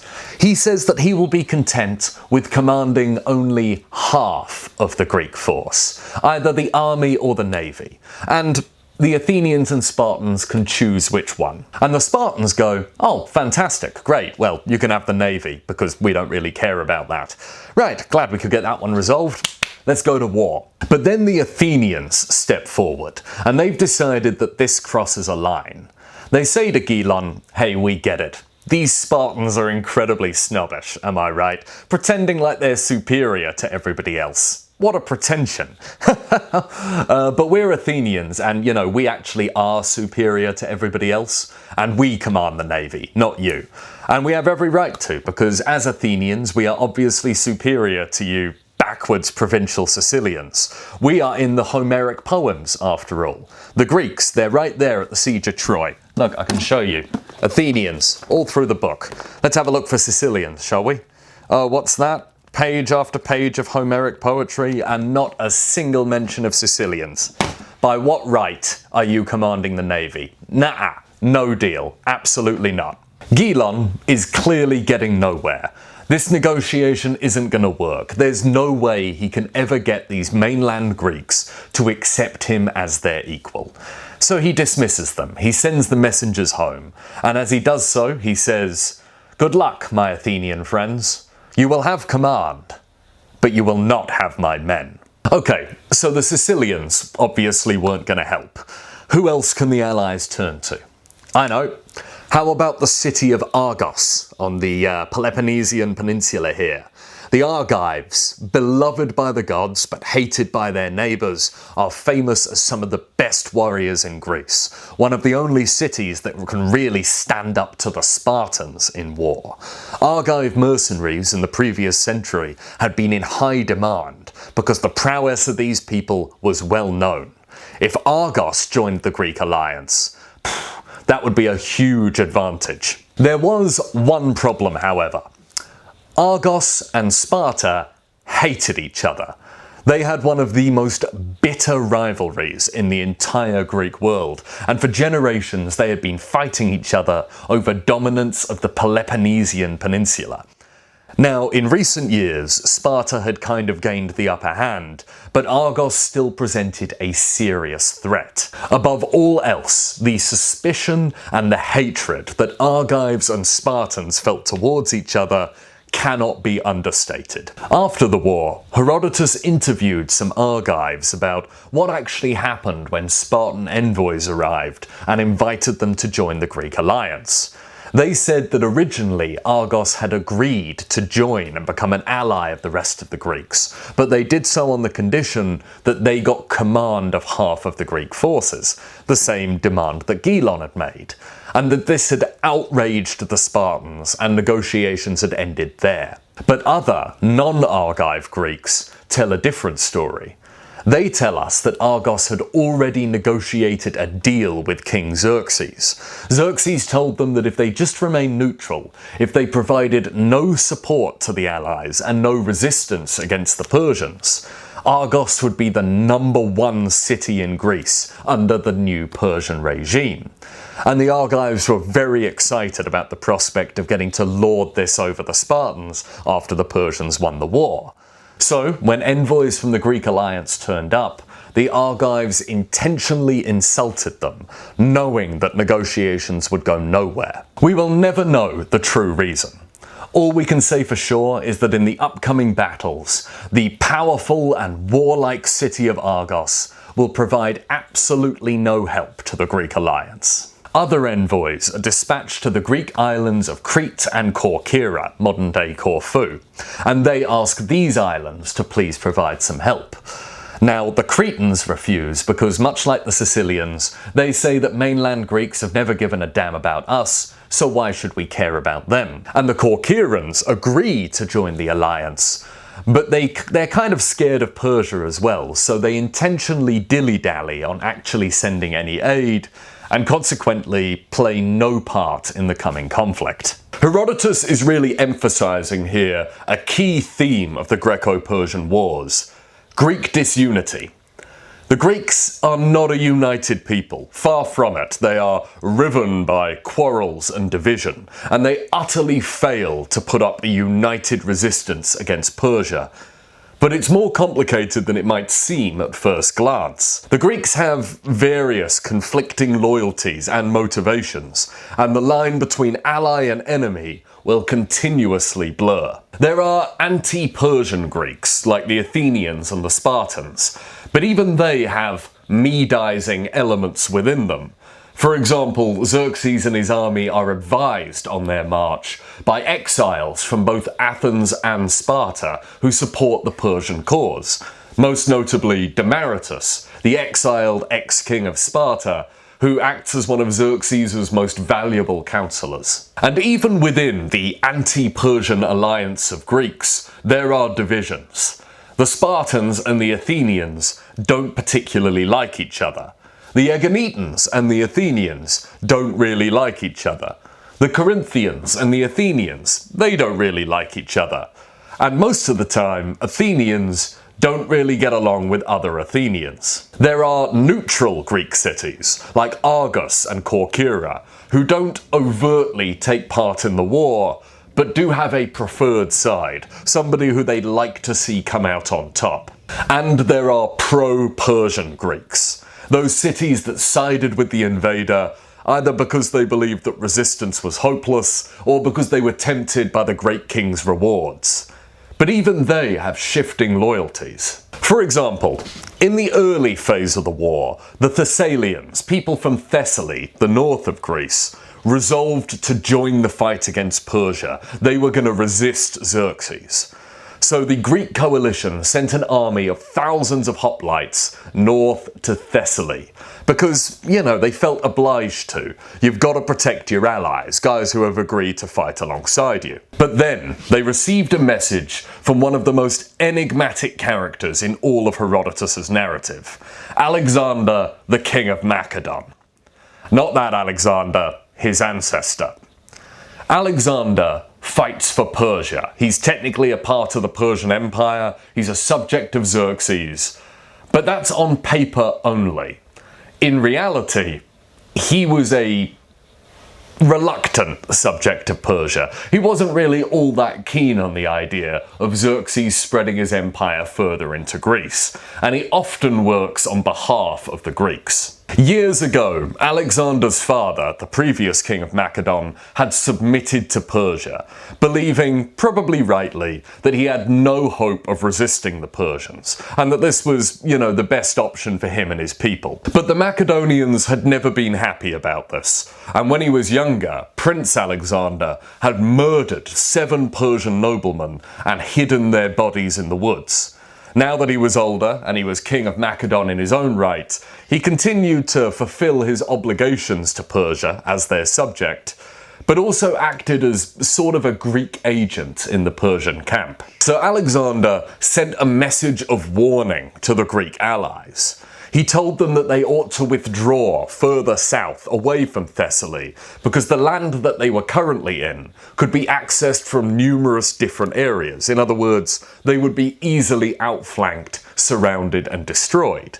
And the allies saw the sense in this, so they withdrew further south. But this decision had a knock-on effect. The Thessalians felt like they had been abandoned by their allies, which is fair, they sort of had been. So they switched sides. They declared their loyalty to Xerxes and started fighting for the Persians. The war hasn't even started yet. The Greeks and the Persians haven't even met in battle, and already the Greek alliance is starting to crumble. But this also had a knock-on effect. The Phocians, people from the Greek city-state of Phocis, hated the people of Thessaly. They had an ancient feud that went back generations. They'd fought countless wars with one another. And previously, prior to this, the Phocians had shown very little interest in joining the Greek alliance. But when they heard that the people of Thessaly, their ancient blood enemies, had joined up with the Persian king, they eagerly joined the Greek alliance, realizing that they'd get a chance to, knock their ancestral rivals around a bit. The point that I'm getting at here is that this war was about so much more than just Greece versus Persia. Every single Greek city-state had its own internal politics and its own rivalries, and was filled with different individuals, each with their own set of motivations. This is one of the reasons that Herodotus spent 6 books describing in detail all of the varying interactions between different Greeks and different Greek cities, because all of them will affect the upcoming conflict. Okay, so the battle lines have been drawn, it's time to get into it. In 480 BCE, in the spring of that year, the Greeks sent their forces north. Their plan was to halt the Persian advance here, on both land and sea, near the Gulf of Marlis. On land, the Greek army will hold the pass of Thermopylae, the Hot Gates, so named because of the thermal springs that can be found there. Now, Thermopylae looks very different today to how it did in antiquity. It's far wider nowadays because the sea has retreated a little bit. But in Herodotus' time, this was a very thin road, only about 15 or 20 meters wide in most places, and in some areas, only wide enough that a single cart could be driven down the road at any given time. It was also basically the only road into the south of Greece, or the only road that didn't require a massive and difficult detour. This is still the case nowadays. Looking at the geography of Greece, if you want to get from north to south, you have to go through Thermopylae, or that's the easiest and quickest way. That's why the motorway is there now, the E75. They built it straight through Thermopylae. It was an obvious choke point, with sheer cliff on one side and the sea on the other. And if somebody has to go south, they have to go through it. The very narrowness of the pass negated Persian numerical advantage. A very small force of Greeks could hold off against an army that was far, far larger. It was exactly the kind of battlefield that the Greeks were looking for. Evidence for how good Thermopylae is as a defensive point can be seen in just how many battles have been fought there throughout history. Pretty much any time somebody tries to invade Greece, Thermopylae is involved somehow. The most recent Battle of Thermopylae took place during the Second World War, during the invasion of Greece that happened in 1941, when Anzac forces fought a successful rearguard action against a German panzer division. And it went very well. The Anzacs destroyed 15 German tanks, and the Axis powers only managed to take the Allied positions after they'd been intentionally abandoned. So the Greeks sent a force north to hold the pass at Thermopylae, but they only sent a small token force of about 7,000 men, consisting of only a few hundred soldiers from each individual city. Why such a small army? I mean, Athens, Corinth, Sparta, these were all large Greek city-states, capable of mustering several thousand men whenever they needed to. Hell, even small states like Plataea, which is really a tiny, insignificant little Greek city when compared to, like, Athens and Sparta, even they could arm, equip and deploy about 1,000 hoplites if they needed to. Herodotus tells us that this is because the Olympic Games were being held at that time, and the Spartans were celebrating a festival called the Carneia. So most Greek men couldn't march to war. They were too busy participating in the games and in the parties. Now, this may seem odd to us in the modern day. Persia was an existential threat to the Greeks, bearing down on them from the north, and yet they were too busy racing each other and throwing javelins and celebrations and things to take this war seriously. Why couldn't they just postpone the Olympics, like we did during COVID? This is because festivals and the games to the ancient Greeks were not just recreational activities. They weren't just doing this for fun. The Olympics and all festivals were deeply serious religious events. The Olympic Games happened no matter what. If two Greek cities were at war when the Games happened, they were forced by religious law to declare a truce for the duration of the Olympics, and then they could resume their fighting afterwards. These games were sacred, and the idea of delaying them for anything was just unthinkable to the Greeks. But if you're looking for a more real-world, rational, cynical reason for this, here's one for you. Throughout the duration of this war, the cities of the Peloponnesian Peninsula, who made up the majority of the Greek alliance, will be reluctant to leave their homes. They never like leaving their little peninsula to go and fight elsewhere, because they're really only concerned for themselves, their small communities, and the Peloponnese. That's their priority. They want to keep the Peloponnesian Peninsula safe. As far as they're concerned, the rest of Greece is secondary to that. So the Peloponnesian armies are always reluctant to leave their homes, lest they leave them vulnerable to a Persian attack. They're always making excuses for this, saying, oh no, we can't leave now because of this, we can't leave now because of that. But the real reason is they simply don't care that much about what happens outside of their peninsula. Regardless of why, the Greek army at Thermopylae is a mere 7 to maybe 7,500 men strong, and they are led by one of Sparta's two kings, Leonidas. Leonidas was an unlikely king, a man who probably never expected to be in the position that he's now in. He was the son of a previous king of Sparta, but he was the third son. It's only chance that led to him ever becoming king at all, the fact that he outlived all of his siblings, and that none of them ever fathered sons of their own. And so, the 60-year-old Leonidas, a man who probably never expected to be king, and likely had never led an army in war before, was now commanding the Greek forces. And he brought with him some Spartans. Only a few Spartans, only a small number. A very, very famous number. A number that I'm certain everybody watching this video is familiar with. He brought with him 300. Of the many thousands of Spartan hoplites that lived in Laconia, only 300 went to Thermopylae. As full Spartan citizens, all of these 300 men would have been over the age of 30, and Herodotus also points out that Leonidas specifically selected men who had already fathered sons.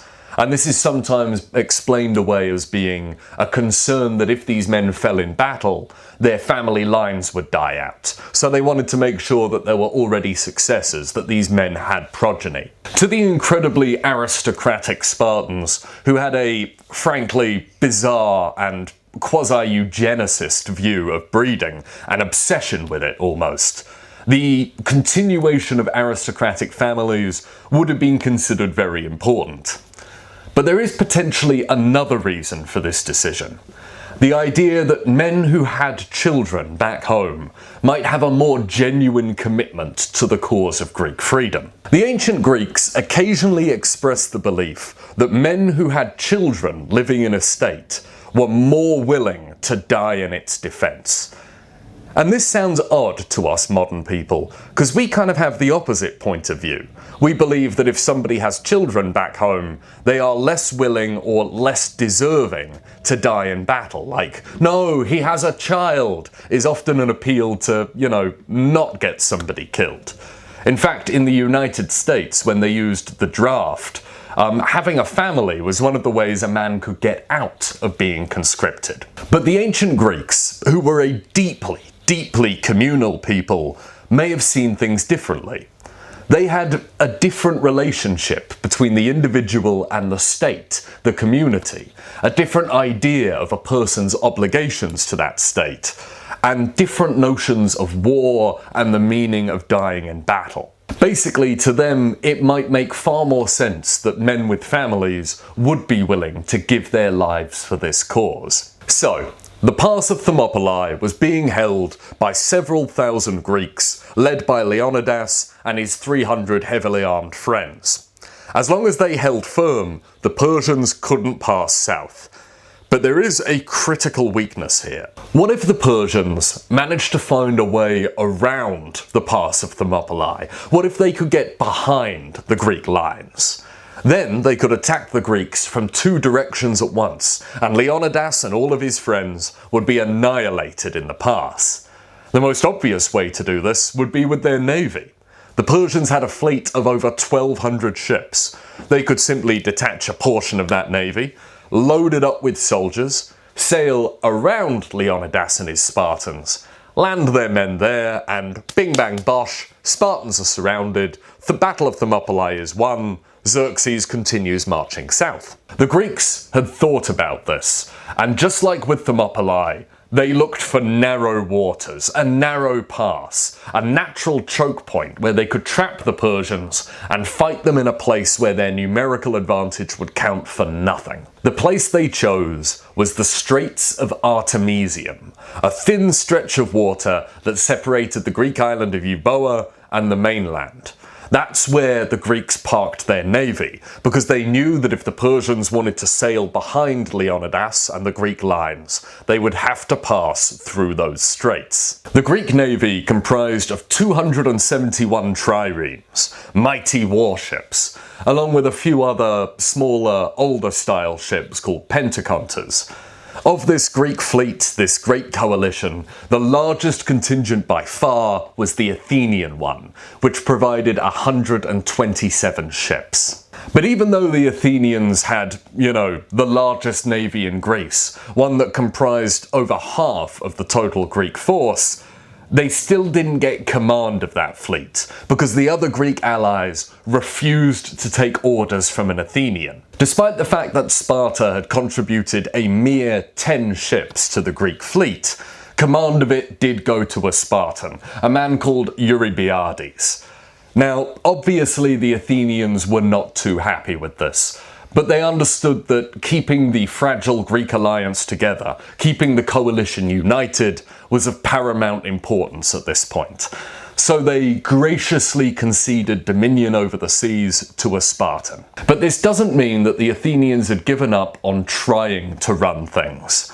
As well as 127 warships, they also sent Themistocles to Artemisium, that master of manipulation and strategy. And even though Themistocles wasn't technically in command of anything, he very quickly started acting like he was. Trouble at sea started for the Greeks right away. They sent out 3 fast ships to scout, to recon up ahead and try and spot the Persian navy. And when they did, when they saw 1,200 Persian ships, Xerxes' great armada coming over the horizon, they turned and fled to warn their allies. But they were too slow. The Phoenicians, the best rowers in the world on the fastest ships, overtook the Greeks. They captured 2 of the Greek ships, and the third one only managed to get away by beaching itself, abandoning their vessel, and making their way back to their allies over land. The initial reaction of the Greek sailors was to withdraw. The Persian navy was just too big. 1,200 ships, that outnumbered them 4-1. No, they have to leave. Typically, the Peloponnesian captains wanted to go back to their peninsula, back home, to protect their own communities. And this panicked Themistocles, as well as all of the local Greek cities. Remember that cities like the Phocaeans had only just joined the Greek alliance under the belief that their cities would be protected.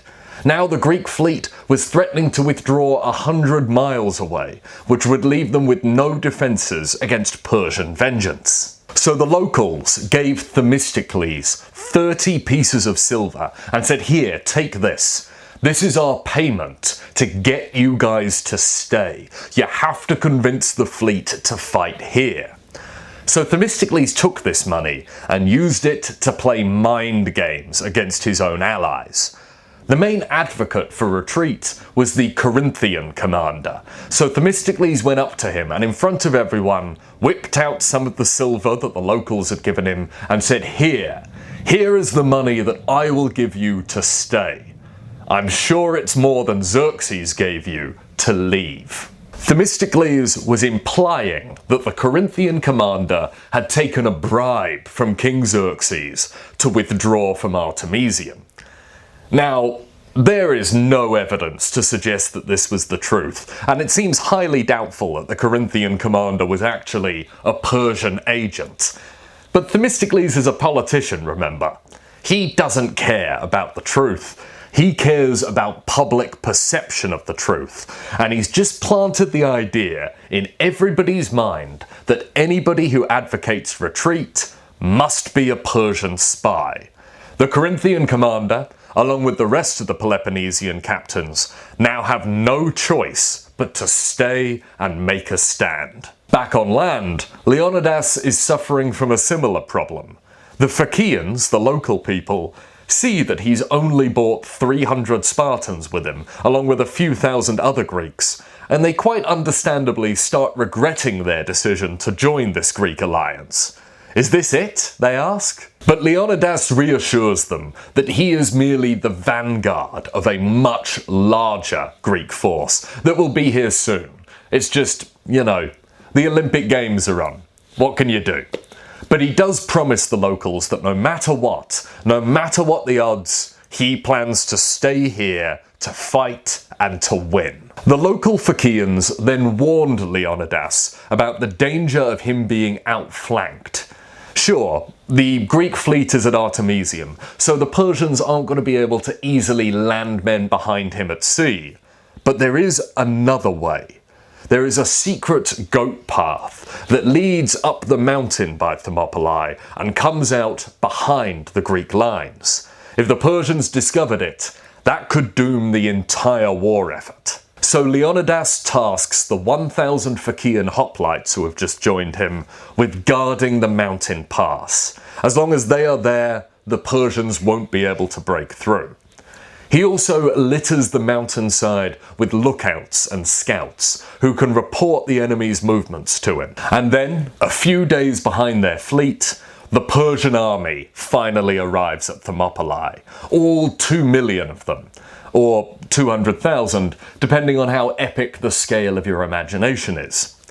Herodotus then describes a sort of extended prelude to this battle, where both sides just kind of sit opposite each other and stare at each other, trying to stack the odds in their favour. This begins with the fleet. The Persian navy is forced to anchor at Magnesia, a safe distance from the Greek fleet, but also a far from ideal place to stay for any length of time. So they detach 200 ships from their massive armada and task them with sailing around the long island of Euboea. It will take a while for them to do this, but once they've circumvented the island, they will be behind the Greek fleet, and they'll be able to trap and destroy them. And then the spiritual war begins. Magi, Persian priests and holy men, said to have, magical powers, are tasked by King Xerxes with using their spells to keep the waters calm and to prevent storms that might assail the vulnerable Persian fleet until they're in position and ready to fight. The Athenians countered with a spiritual offensive of their own.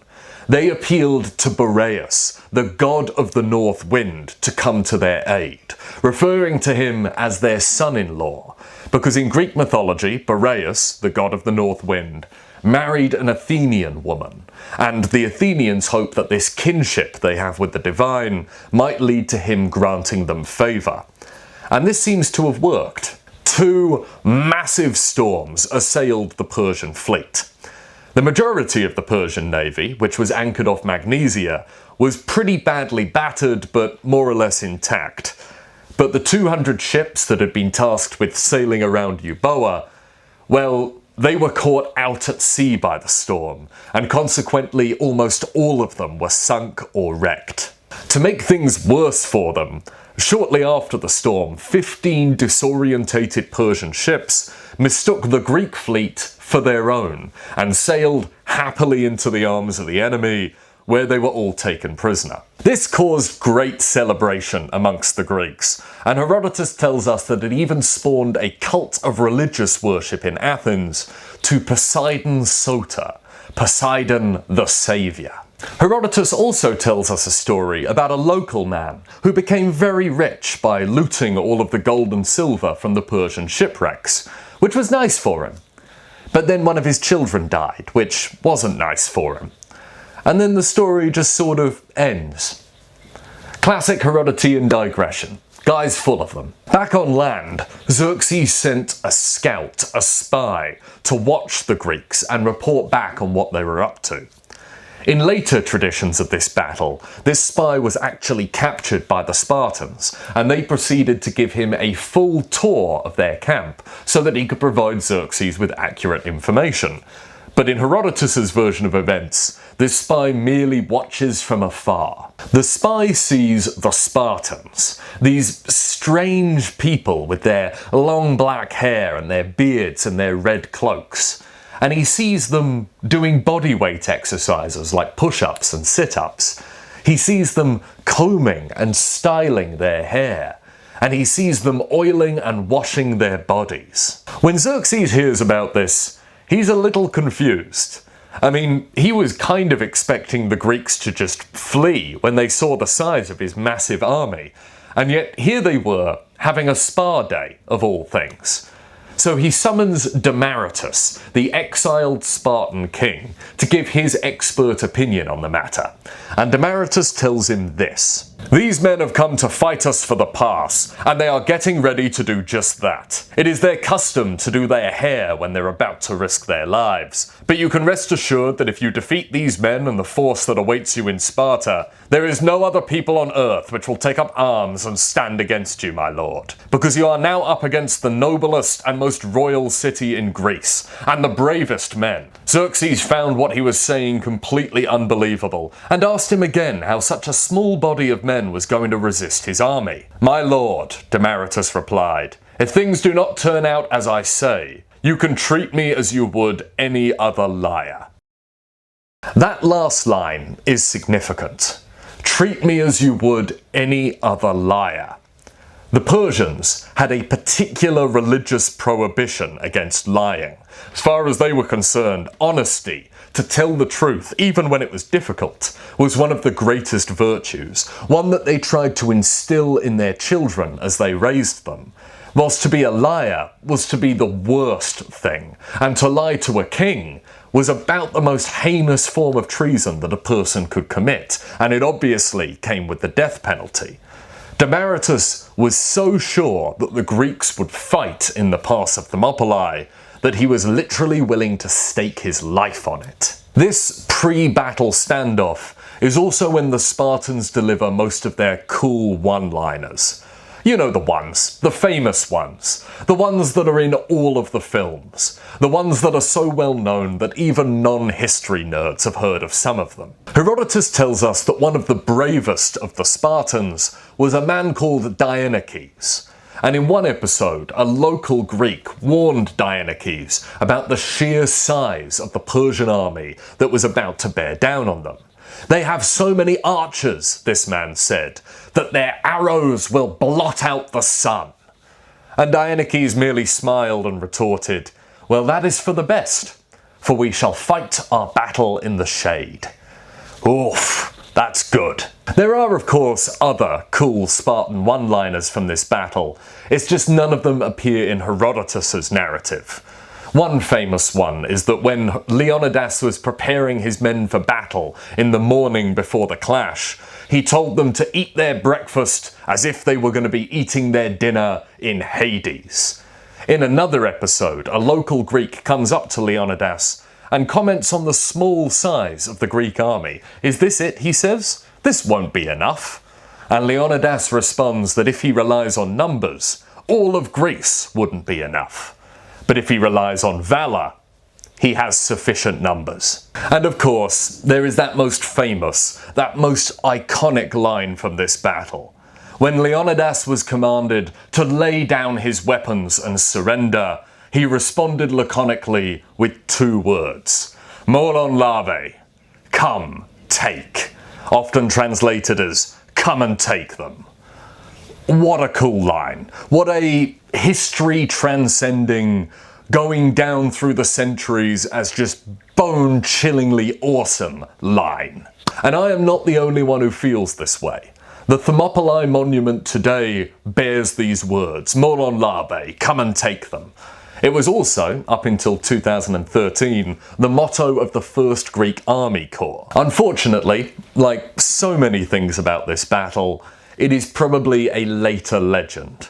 All of those sayings, outside of the one about fighting in the shade, don't come from Herodotus' narrative. They mostly come from Plutarch's Sayings of the Lacedaemonians, written down over 500 years after the events of Thermopylae. Sadly, it's quite doubtful that any of these words were ever uttered by Leonidas himself. Okay, enough messing around. The forces are in place. A clash is going to happen. It's time we got into the detail, the real grit of what happened at Thermopylae and Artemisium.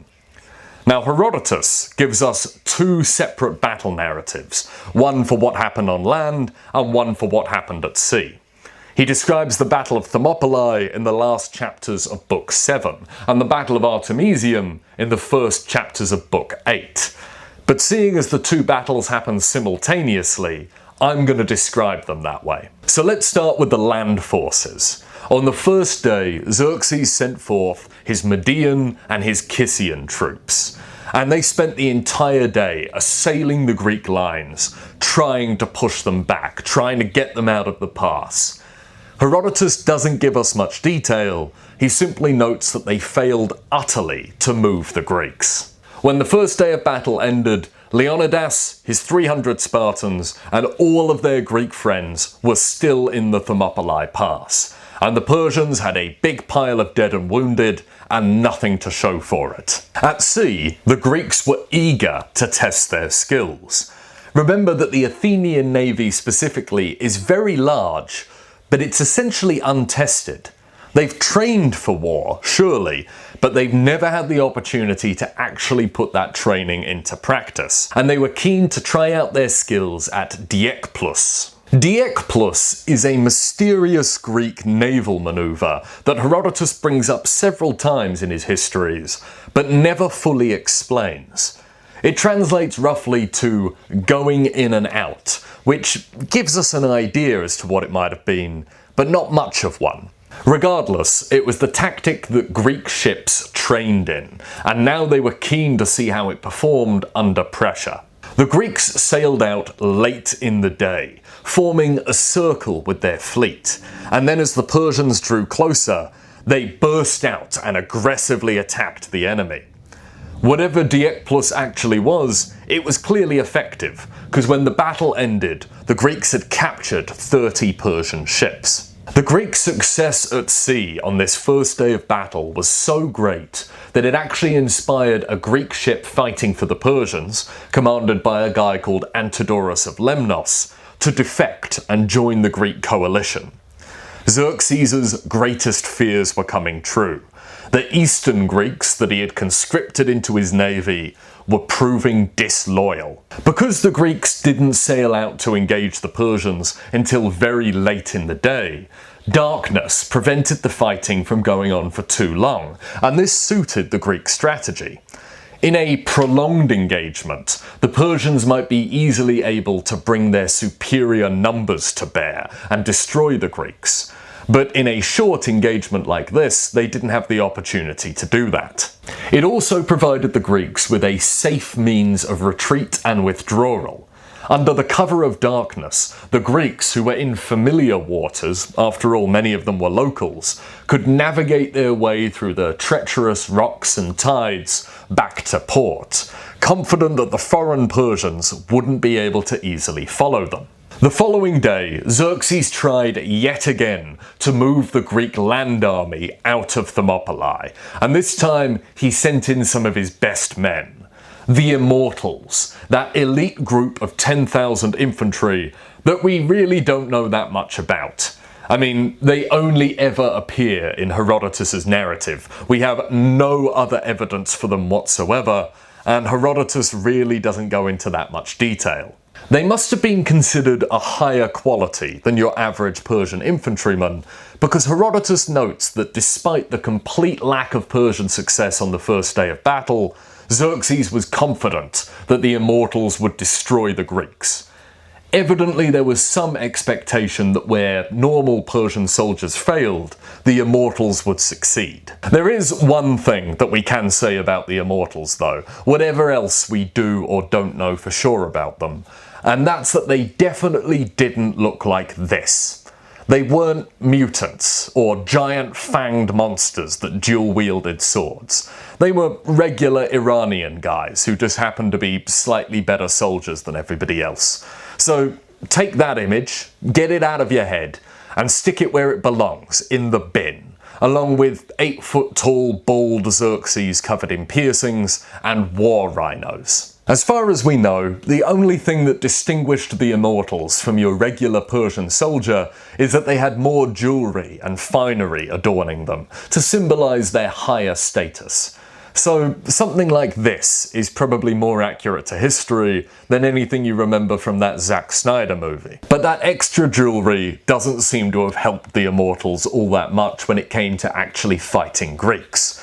On the second day of battle, the Persians saw no more success than they had on the first day, which is to say, absolutely none.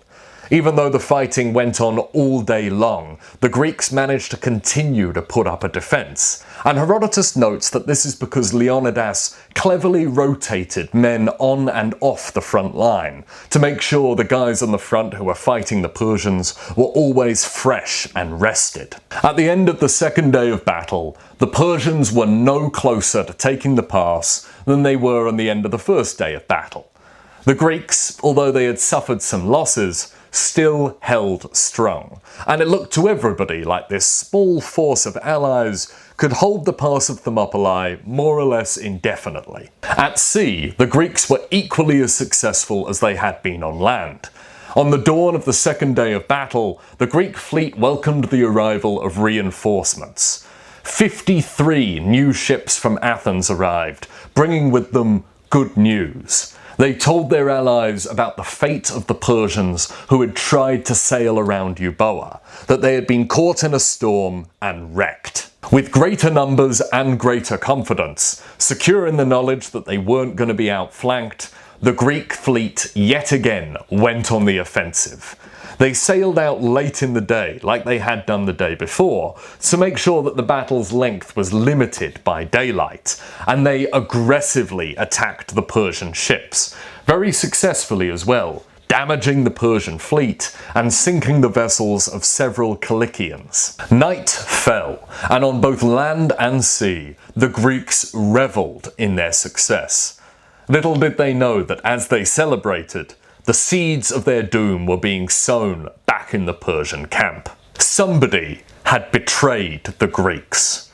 Herodotus tells us that there are several versions of this story, and many different people are fingered as the potential traitor, but he himself believes the official story, the conclusion that the Greeks arrived at after a thorough post-war investigation. According to Herodotus and most Greeks, the traitor was a local man called Ephialtes. Ephialtes was a citizen of the local city of Marlis, and he fell victim to the greatest Persian weapon of all: gold. The Persian Empire was richer by far than all of the Greek cities put together, and the most consistently effective strategy that they ever employ against Greeks is bribery.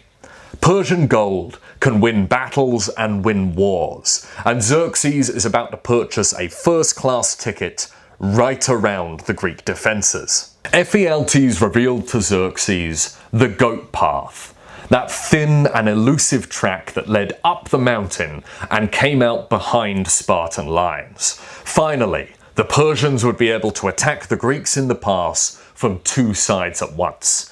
So Xerxes sent his immortals up the mountain. But Leonidas had planned for this. He had likely foreseen the eventuality that somebody would tell Xerxes about this goat path. It wasn't exactly obvious, but neither was it a well-guarded secret. So he tasked 1,000 Phocian hoplites with staying on the mountain and guarding the road. The mountain was covered in a dense forest of oak trees, and this completely obscured the path from view. And this meant that neither the Phocians on the top of the mountain, nor the immortals making their way slowly up it, had any idea that the other was there.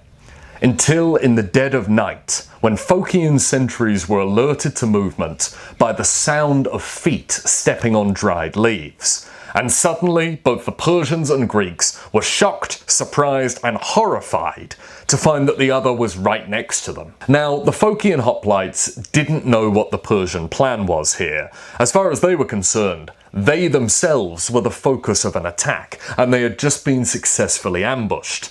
So they reorganised themselves and retreated further up the mountain, hoping to defend the high ground, or at the very least, make a worthy last stand. But the Persians, who neither knew about nor cared about the Phocians until they had, stumbled across them in the dead of night, simply bypassed them.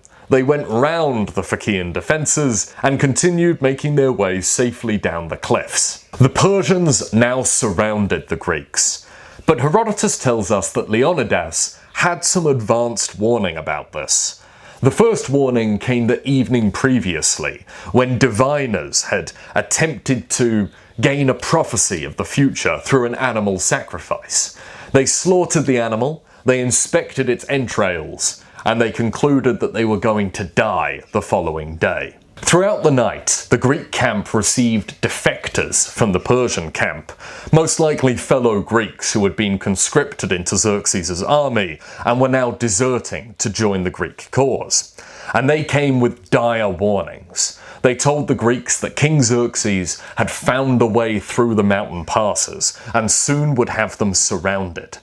This was confirmed in the early hours of the morning, when the lookouts that had been stationed up and down the mountain came scrambling down into the Greek camp, yelling that the Phocians had abandoned them, and Xerxes was about to cut off their line of retreat. Herodotus gives us two accounts of what happened next.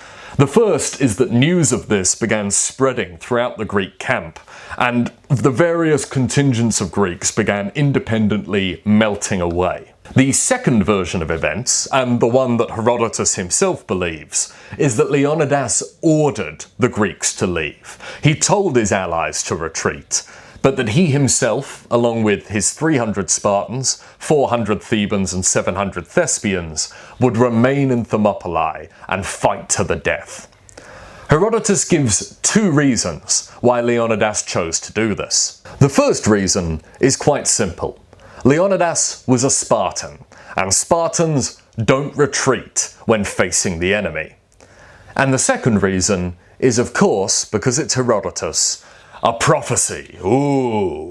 When the war had first broken out, the Spartans had consulted the oracle of Apollo at Delphi, like they always did, and the Pythia had issued them a dire warning.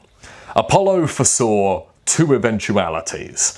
Either Persia would destroy Sparta, or the Spartans would mourn the loss of a king. Leonidas, the 60-year-old man who never expected to be king, likely knew that this one battle would be his legacy. Be it through a desire for glory, or a fear of the consequences of returning to Sparta defeated but alive, maybe mixed with the belief that his death would fulfill a prophecy and win divine favour for Sparta, Leonidas decided to stay, to fight, and to die. Leonidas then ordered all non-combatants to leave, and they all did, with the exception of one. The diviner, the holy man who was tasked with finding signs and portents, decided to stay. Despite the fact that he was not a soldier, he wanted to remain and die with his fellow Greeks. Of the 300 Spartans, 2 of them were ordered by Leonidas to go home, because both of them were too wounded, too injured to actually take part in the fighting. They had both contracted eye infections whilst at Thermopylae, and they were blind, they couldn't see, at least temporarily. But despite the fact that he couldn't see a thing, one of these Spartans insisted on being led into battle regardless, because he wanted to die alongside his comrades. But the other Spartan, a man called Aristodemus, obeyed the king's orders. He went back to Sparta, and he was ridiculed and called a coward for the rest of his life, because he was the only survivor of the 300. As the sun rose on the third day of battle, Xerxes performed the religious rites and rituals of his own before ordering his men forward. According to Herodotus, the Persian soldiers had to be urged on with whips because they were so reluctant to go into battle against the Greeks once again. This particular image of Persian soldiers being whipped forward has become an enduring part of the legend of Thermopylae, despite the fact that it's almost certainly not rooted in any reality. But we'll get more into that later. The 1,400 or so remaining Greeks, knowing that this would be their last stand and that they would not survive the morning, advanced out of their defensive positions into a wider part of the pass to fight the Persians. Herodotus tells us that because they knew their lives would soon be over, the Greeks fought with reckless abandon, with complete disregard for their own safety. They fought with spear and shield, but when the spears had snapped and the shields were lost, they fought with short swords. And when even those swords were broken, they fell on the Persians with teeth and nails. Leonidas himself was killed early in the fighting, and what happens next is what we often hear about in accounts of battles from this period: a fight over the corpse of an important individual. The battle centered around the Spartans trying to retrieve Leonidas's body out of fear that the Persians might defile it. When Leonidas's body was retrieved, the Greeks retreated into a narrower part of the pass. Herodotus tells us that the surviving Spartans, surrounded on all sides, died under a hail of Persian arrows. And so died the Spartans of Thermopylae. When the war was over, their sacrifice was commemorated by a statue of a lion placed on the battlefield, and by a poem by Simonides. It reads, "Stranger, tell the people of Lacedaemon that we who lie here obeyed their laws." Thermopylae is one of the most famous, if not the most famous, last stands in all of human history. It's effectively the last stand, with all subsequent battles that ended in a similar way being compared to it. What happened to the warriors at Thermopylae? Dead to the last man. It is a legendary moment in history, one that's been commemorated in art, literature, and film. For me personally, I have a very specific memory of being about 7 or 8 years old and watching TV at my grandparents' house. And the film being shown on television at the time was the 1962 Hollywood epic, The 300 Spartans. There is a scene in the movie in which a Persian messenger makes the famous threat, "Our arrows will blot out the sun." And Leonidas, played by Richard Egan, coolly responds, "Then we will fight in the shade." My grandfather then told me that the story I was watching was a real one. That really happened, he said, and the line about fighting in the shade was the real response of an actual Spartan king. This, combined with the horrible histories books that my school library was stocking, and a very cool field trip to Maiden Castle, where I saw some reenactors dressed as Roman legionaries form a testudo, ignited something in my little, soon-to-be-diagnosed neurodiverse brain. Before long, my children's books about dinosaurs had been set aside, and a new special interest centered around the Greeks and Romans developed. This was made concrete as a teenager with my purchase of Rome Total War. So, in a way, I kind of personally owe something to Leonidas and the 300 Spartans for inspiring a film, which in turn inspired a special interest in me, which then inspired, my degrees, my education, my obsession, eventually starting this channel. So thank you, Leonidas, for that. And I know I'm not the only one for whom this story is meaningful and impactful.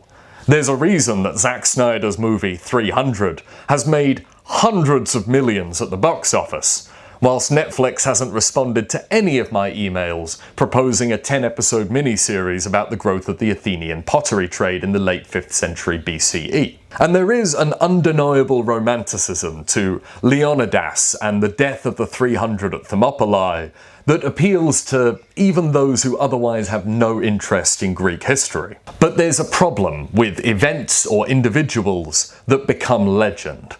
Legend obscures truth in history because the people or the stories at the centre of it become symbolic, they become representative of something. Baggage becomes attached to them, and that baggage becomes a thick fog that we have to wade through to get to the truth of what actually happened. The Battle of Thermopylae was deeply meaningful to the ancient Greeks, in the same way it's meaningful to lots of people now. To the Spartans, it was great propaganda, an example of their martial ethos and what made them stand out from other Greeks. And the Spartans themselves are used by others as propaganda. In our modern day, the word Spartan means so much more than just an ancient Greek city-state. The mythology that developed around this battle, and around the Spartans as a people more generally, began in antiquity. Other Greeks, primarily Athenians, would use Sparta as a sort of contrast to their own state, a way of talking about their own society by comparing it to the weird and wacky ways of the Spartans. And in the Roman period, centuries after the Spartans had effectively ceased to exist as a society, they would continue to be romanticized. They would become the idealized, agrarian, austere, militaristic people, something that the Romans really felt they ought to be like. Writers like Plutarch would really cement this image of the Spartans as being representative of the power of the uncorrupted human will. The idea of Sparta, one that's based far more on Greek political philosophizing and on Roman romanticism than it is on, the actual history of these people, continued into early modern Europe. But laconophilia found its most insidious incarnation in 1930s Germany. The National Socialists took overt inspiration from the Spartans. The Spartans were a warlike people who had an absolute commitment, total dedication to their state, and who ruled over a subjugated underclass of helots, an enslaved people who they had conquered. To senior Nazis, this provided a model for what they wanted from their own people. Militarism, aggression, total dedication to the state, and to conquer, subjugate, and enslave their neighbours. The most disturbing little factoid that you might have heard about the Spartans, that they discarded unwanted infants. Any babies with imperfections would be thrown from a mountain and left to die, is probably untrue. It doesn't appear in any source until Plutarch comes along in the 1st century CE, at least 200 years after any real practicing Spartans had ceased to exist. But nevertheless, to many people, this represented the first example of a state controlling who was allowed to live and who wasn't. And that was obviously a very useful example to certain people in 1930s and early 1940s Germany. But the most direct analogy between the two took place in 1943. In the early months of that year, the German 6th Army found itself completely surrounded at Stalingrad and was going to be annihilated. And facing down this hard truth, the German propagandist Joseph Goebbels made a speech in which he explicitly compared the situation that these German soldiers found themselves in with Leonidas and the 300 Spartans at Thermopylae. This was obviously an attempt by German high command to try and paint the impending military disaster as something noble and heroic. In the 21st century, the memory of Leonidas, the Spartans, and the 300 at Thermopylae is still invoked for political reasons.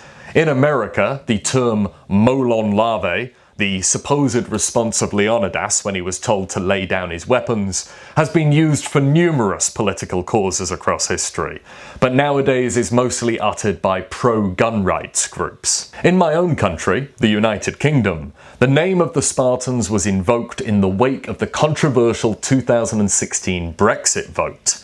In 2019, when a Brexit deal had yet to be passed and people were still debating what exactly that would look like, a group of conservative politicians with hardline Brexiteer views dubbed themselves the Spartan Tories. The messaging of this was clear. They would stand and die rather than accept a Brexit deal that didn't meet their demands, just as Leonidas and the 300 had stood and died at Thermopylae rather than accepting Persian conquest. But as far as I know, none of these Spartan Tories actually died in the House of Commons. Instead, they accepted the Brexit deal that they got and carried on with their political careers. And in Greece itself, that is modern Greece, not ancient Greece, there is a political party called the Spartiates, the Spartans, who overtly use classical and ancient Greek imagery to try and press a far-right ultra-nationalist agenda. They are very anti-immigration, which actually does make sense. The ancient Spartans also weren't that fond of foreigners. But they're also very anti-LGBTQ, which is, I don't know how they reconcile that one with themselves. Personally, I don't see how you can romanticize ancient Greece and also have a problem with gay people. That to me seems like an inherent contradiction. But what do I know? I'm not a Greek ultranationalist. And thank God. But this is exactly my point. Once a piece of history becomes legend, it becomes tainted by all of the new meanings that are attached to it. Certain facts are overlooked or ignored because they don't fit the narrative, whilst others are exaggerated, taken out of context, or just wholesale made up. And with Thermopylae, this isn't just a modern thing. It started happening pretty much as soon as the battle ended. It became symbolic of Greek resistance, their will to die rather than give up. Herodotus himself seems to buy a little bit into this myth-making. He clearly really admires the Spartans, and he even says that he's learned the individual names of each and every one of the 300 that fought at Thermopylae. And this affects his account. Remember that Herodotus was only 4 years old when this battle happened. He grew up in the aftermath of this generation-defining conflict, a time when people would have been asking the question, how is it that a small, poor, disunited country like Greece saw off the army of Persia, the largest empire on earth? Earlier in his histories, Herodotus provides us with something of an answer to this question. He recalls a conversation between two elderly Spartans and a nobleman from within the Persian Empire. Now, this nobleman is not himself a Persian.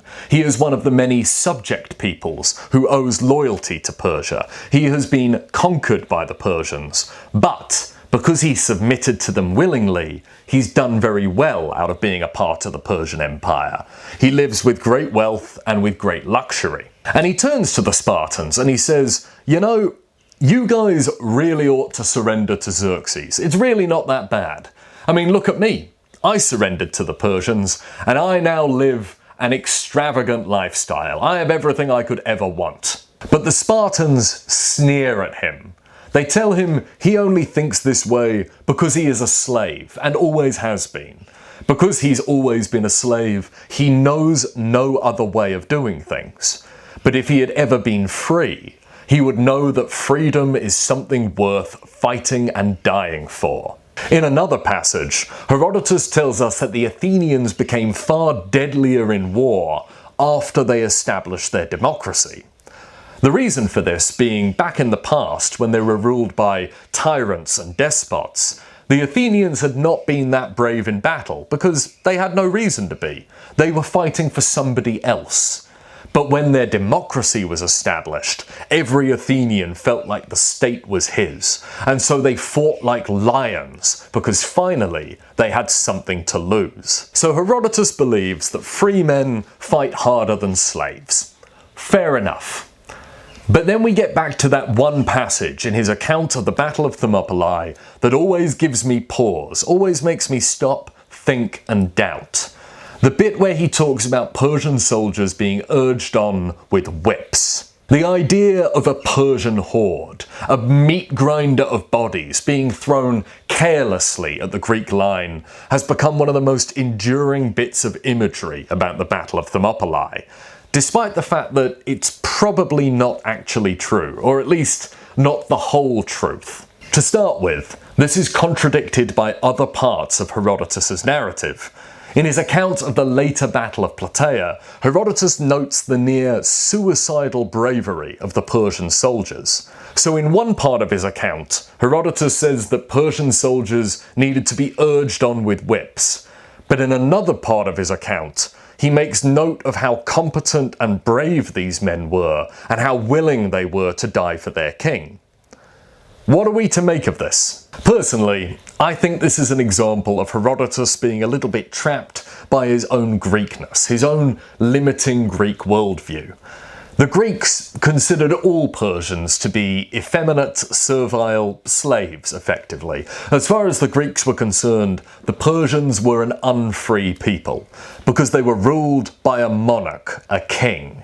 And the idea of kings was just offensive to the political sensibilities of 5th century Greeks. Most Greek cities didn't have kings, and those that did, like Sparta, seriously limited their actual powers. So the Greeks saw the Persians as effectively just being a nation of slaves. Fair enough. But I am so sure, I am 400% certain that that's not how the Persians saw themselves. To them, kingship was normal, natural, and just taken for granted. It was the way that the Persians had always done things. We don't know how the Persians reacted to the Battle of Thermopylae. We don't know how the Persians reacted to any of the events of the coming war, because no Persian version of events survives, if any ever existed. But I'm pretty sure it wasn't, "Ah, damn, those incredibly cool and manly Spartans have massacred us again. Ah, if only we weren't an entire empire of effeminate, servile weaklings with no respect for the divine. Damn it." It was probably more along the lines of, yeah, we got held up a bit. Some Greeks holed themselves up in a pass and, we couldn't use our cavalry. But don't worry, we found a way around them and we killed all of them, including their king. So it was a pretty easy victory. And don't get me wrong, this battle was absolutely a Persian victory. The Persian advance was halted for a grand total of 3 days, which really doesn't mean much in the grand scheme of things. Herodotus tells us that 20,000 Persians were killed at Thermopylae. Of course, there were only 1,000 corpses, but he says this is because of a conspiracy. Xerxes was embarrassed by his failure, so he hid 19,000 corpses and only buried 1,000 of them to make it look like the battle hadn't been that bad. But personally, I find Herodotus' number of 20,000 dead Persians to be pretty unbelievable. I think the 1,000 dead Persians sounds far more plausible. And I think that the story about 19,000 Persian dead being hidden by Xerxes is likely one of those later legends that attached itself to the Battle of Thermopylae, and one that is parroted by Herodotus. Before we move on though, there's one final aspect of the Thermopylae myth that we ought to try and untangle. With hindsight, our Greek and pro-Greek sources tend to paint Thermopylae not as a decisive battle, but as a holding action, something that was intended to delay but not stop the Persians. Both Herodotus and Plutarch imbue Leonidas, the king of the Spartans, with an almost prophetic foreknowledge of his own demise. In Herodotus' version of events, Leonidas intends to die at Thermopylae because he believes it will fulfill a prophecy that will win the war for the Greeks in the end. Plutarch tells us that when Leonidas left Sparta, his wife asked him if he had any commands for when he was gone, and he said, "Yes, marry a good man and bear healthy children." This story gives Leonidas that foreknowledge of his own demise, and implies that he willingly gave his life for the liberation of Greece. But a closer reading of our sources reveals this for what it really is. It's cope. It's an attempt by future Greeks to paint this military disaster at Thermopylae as something more positive, something more hopeful, and something that contributed to the eventual Greek victory. But the actions taken by the Greeks both before and after the battle show us that Thermopylae was probably never intended to merely be a delaying action, or, something that would fulfill a prophecy and win the Spartans eternal glory. It was probably intended to be a decisive battle where the Greeks hoped to actually stop the Persians. When Leonidas first arrived at the pass, and the local Greeks exclaimed in shock that this was a tiny army, like, is this it? Is this all the Greeks could muster? Leonidas told them that he was merely the vanguard of a much larger Greek force, one that would arrive once the Olympic Games and the Carneia festival had concluded. And as far as we can tell, he was telling the truth. Further evidence for this can be found in the fact that after Thermopylae, the Greek alliance panicked. There was no consensus as to what they should do next. Nobody had made a plan B in case Leonidas was killed and Thermopylae was taken. Evidently, the Greeks planned to either win there or at least hold out far longer than they actually did. What is interesting is that Leonidas absolutely had the opportunity to escape Thermopylae and live to fight another day. Every account of this battle includes a moment of realization when the Greeks know that they're about to be surrounded, but they still have time to escape if they want to. And this is then followed by the Spartan decision to stay and fight. Herodotus' explanation for this decision is twofold. Firstly, Leonidas knew the prophecy about him. He had to die to save Greece, and by sacrificing himself at Thermopylae, he fulfilled that prophecy. For all the reasons we've just been over, I think we can disregard that as a later invention. But the second reason Herodotus gives is that he wished to win renown for himself and for Sparta. This second explanation is more believable, and it won't be the last time in Herodotus' narrative that a Spartan refuses to do something sensible because of the optics. Spartans never like to be seen to withdraw when facing the enemy, and it's perfectly plausible that Leonidas decided to die at Thermopylae simply because he felt that that's what he ought to do, as a king and as a Spartan. After all, it's in the Simonides poem. Here we lie, obedient to Lacedaemonian laws. The Spartans don't retreat, they die, even when there is no sensible strategic reason for them to do so. There are, of course, other explanations for the Spartan decision, ones that aren't explicitly mentioned in our sources. One of them is that Leonidas wanted to fight a rearguard action. By making a last stand at Thermopylae, he hoped to buy time for his allies to escape and fight another day. This is perfectly plausible, but I'm not sure I really buy it as a motivation. Remember that Leonidas and all of his men were killed in a single morning. They didn't really buy their allies that much time, a few hours at most. And remember that those allies would have to march 130 miles back to the Isthmus of Corinth before they were in friendly territory again. Personally, I think that if the Persians had really put their minds to it, they could have overtaken these Greek allies easily and massacred them. Perhaps a more reasonable explanation, if, a real-world strategic tactical reason needs to exist, was concern for the Greek alliance. Remember that the Greek cities that had united against Persia were held together in an incredibly fragile coalition, made up primarily of states who usually hated each other. Leonidas had already seen the fragility of the Greek alliance. In the early phases of the war, the cities of Thessaly and northern Greece had defected to Persia once it became clear that the rest of the Greek allies weren't going to help protect them. Perhaps if he withdrew from Thermopylae, Leonidas would open Sparta up to accusations that they didn't really care about their allies. Sure, he might escape with his life, but the Greek coalition could collapse in the aftermath. Instead, Leonidas provided the Greek alliance with a martyr, with an example that they could follow. But we don't know. We can never know, because sadly everybody who fought at Thermopylae, on the Greek side at least, died there. And they died before they could give anyone a comprehensive list of their motivations for doing so. In the aftermath of the battle, Xerxes had the body of Leonidas brought to him, and he had the body beheaded. He then had the head put on display for everybody to see. Herodotus notes that this is a good bit of proof, a good bit of evidence that the Spartans had really vexed King Xerxes. They'd really gotten under his skin.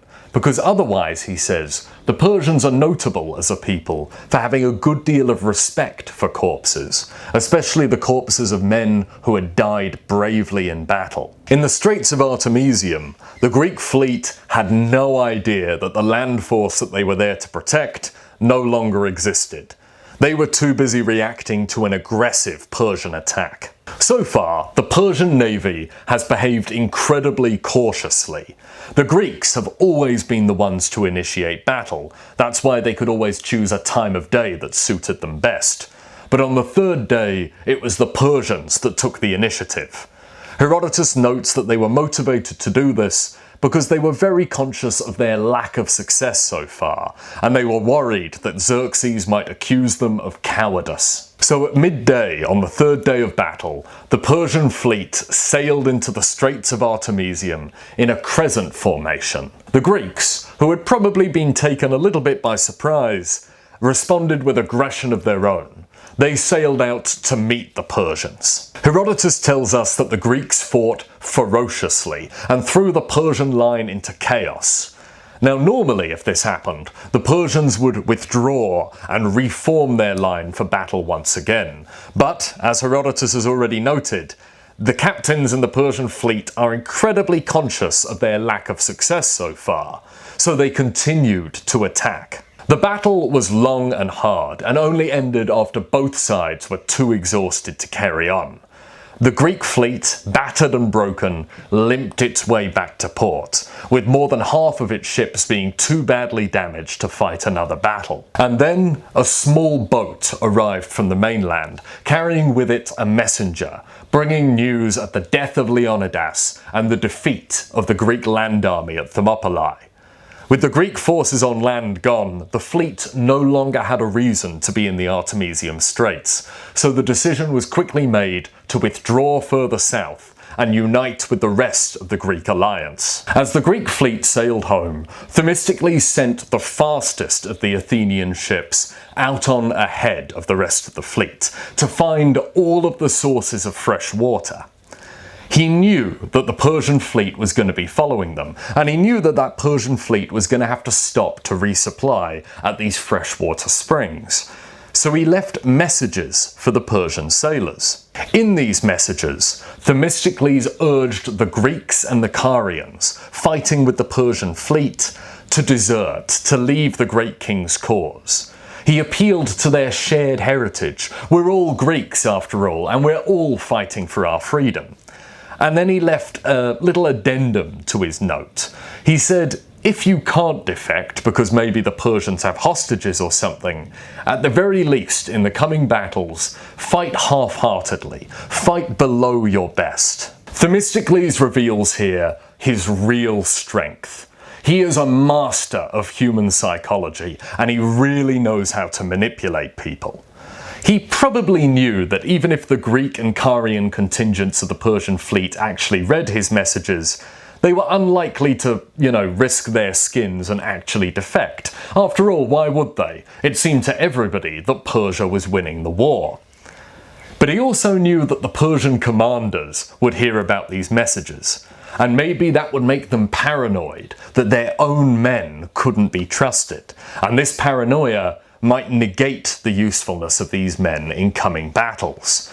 Even when he's retreating, Themistocles is always stacking the odds in his favour. And so, the Artemisium Straits and the pass of Thermopylae had both fallen.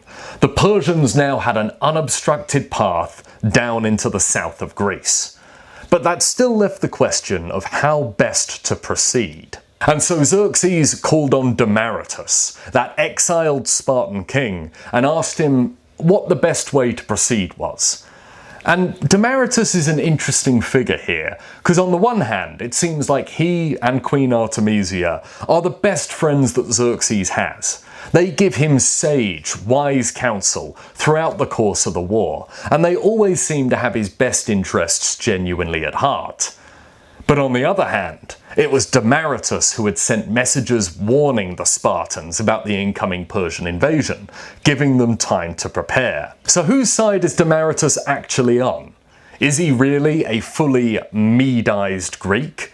Or does he still have a loyalty to Sparta, even in exile? It's very difficult to tell from Herodotus' narrative, and it seems that our writer was, working from multiple, maybe contradictory sources, each with different notions of Demaratus' true intentions. Either way, Xerxes asked Demaratus what he thinks they ought to do next, and Demaratus gave Xerxes some genuinely very good military advice. He told the great king that he ought to send his fleet around the south of Greece and attack the island of Kythera. Kythera is an island just off the coast of Laconia, the Spartan homeland. With the Persian fleet parked just off their coastline, the Spartans would be absolutely paralysed. Unwilling to leave their homeland, lest they leave it undefended and vulnerable to a Persian attack, the Spartan army would be useless to the rest of the Greek alliance. Xerxes could then pick off the remaining Greek cities one by one, until eventually Sparta would be alone and isolated, and very easy to defeat. And this could well have worked, but we'll never know, because Xerxes' brother then stepped forward and warned the great king against splitting his forces up. Instead, he recommended that Xerxes keep the army and the fleet together and allow the Greeks to react accordingly. Xerxes took this advice, and slowly but surely his combined force made its way south, towards Athens, and its eventual destruction. Thank you everybody for watching. I know this was probably a fairly long watch, and fair play to any of you that managed to get through the entire thing uninterrupted. I really respect that. I made it, and I struggled to watch the entire thing when I'd finished editing. So, fair play. And especially those of you who gave it your undivided attention. I know that lots of you are out there, listening to this to go to sleep, and fair play to you as well. I've tried to avoid using any loud noises in this video, specifically because I'm thinking of you, but also those of you that, listen to this whilst doing household chores, whilst cooking, things like that. But to anyone who did give this video their undivided attention, sorry again for the slight drop in visual quality towards the end of it. I'm sure you can find it in your heart to forgive me. I filmed this thing like 4 times. By the end of it, I really wasn't going to go back and do any improvements. Anyways, I would also like to thank my incredibly generous and incredibly patient patrons, the guys who keep the channel going. You should be able to see their names on the side of the screen now. I can't see it, obviously, because I'm filming this in real life, where people's names don't just appear in thin air. But post-editing me will be standing right next to the names of the people who generously help me keep this channel running. If you would like to join this illustrious company, there is a link down in the you-know-what. Patrons get videos earlier than everybody else, as well as occasionally exclusive content that only they get to see. So feel free to sign up, if you feel like it. And with that, let's wrap this video up. Thank you all again for watching.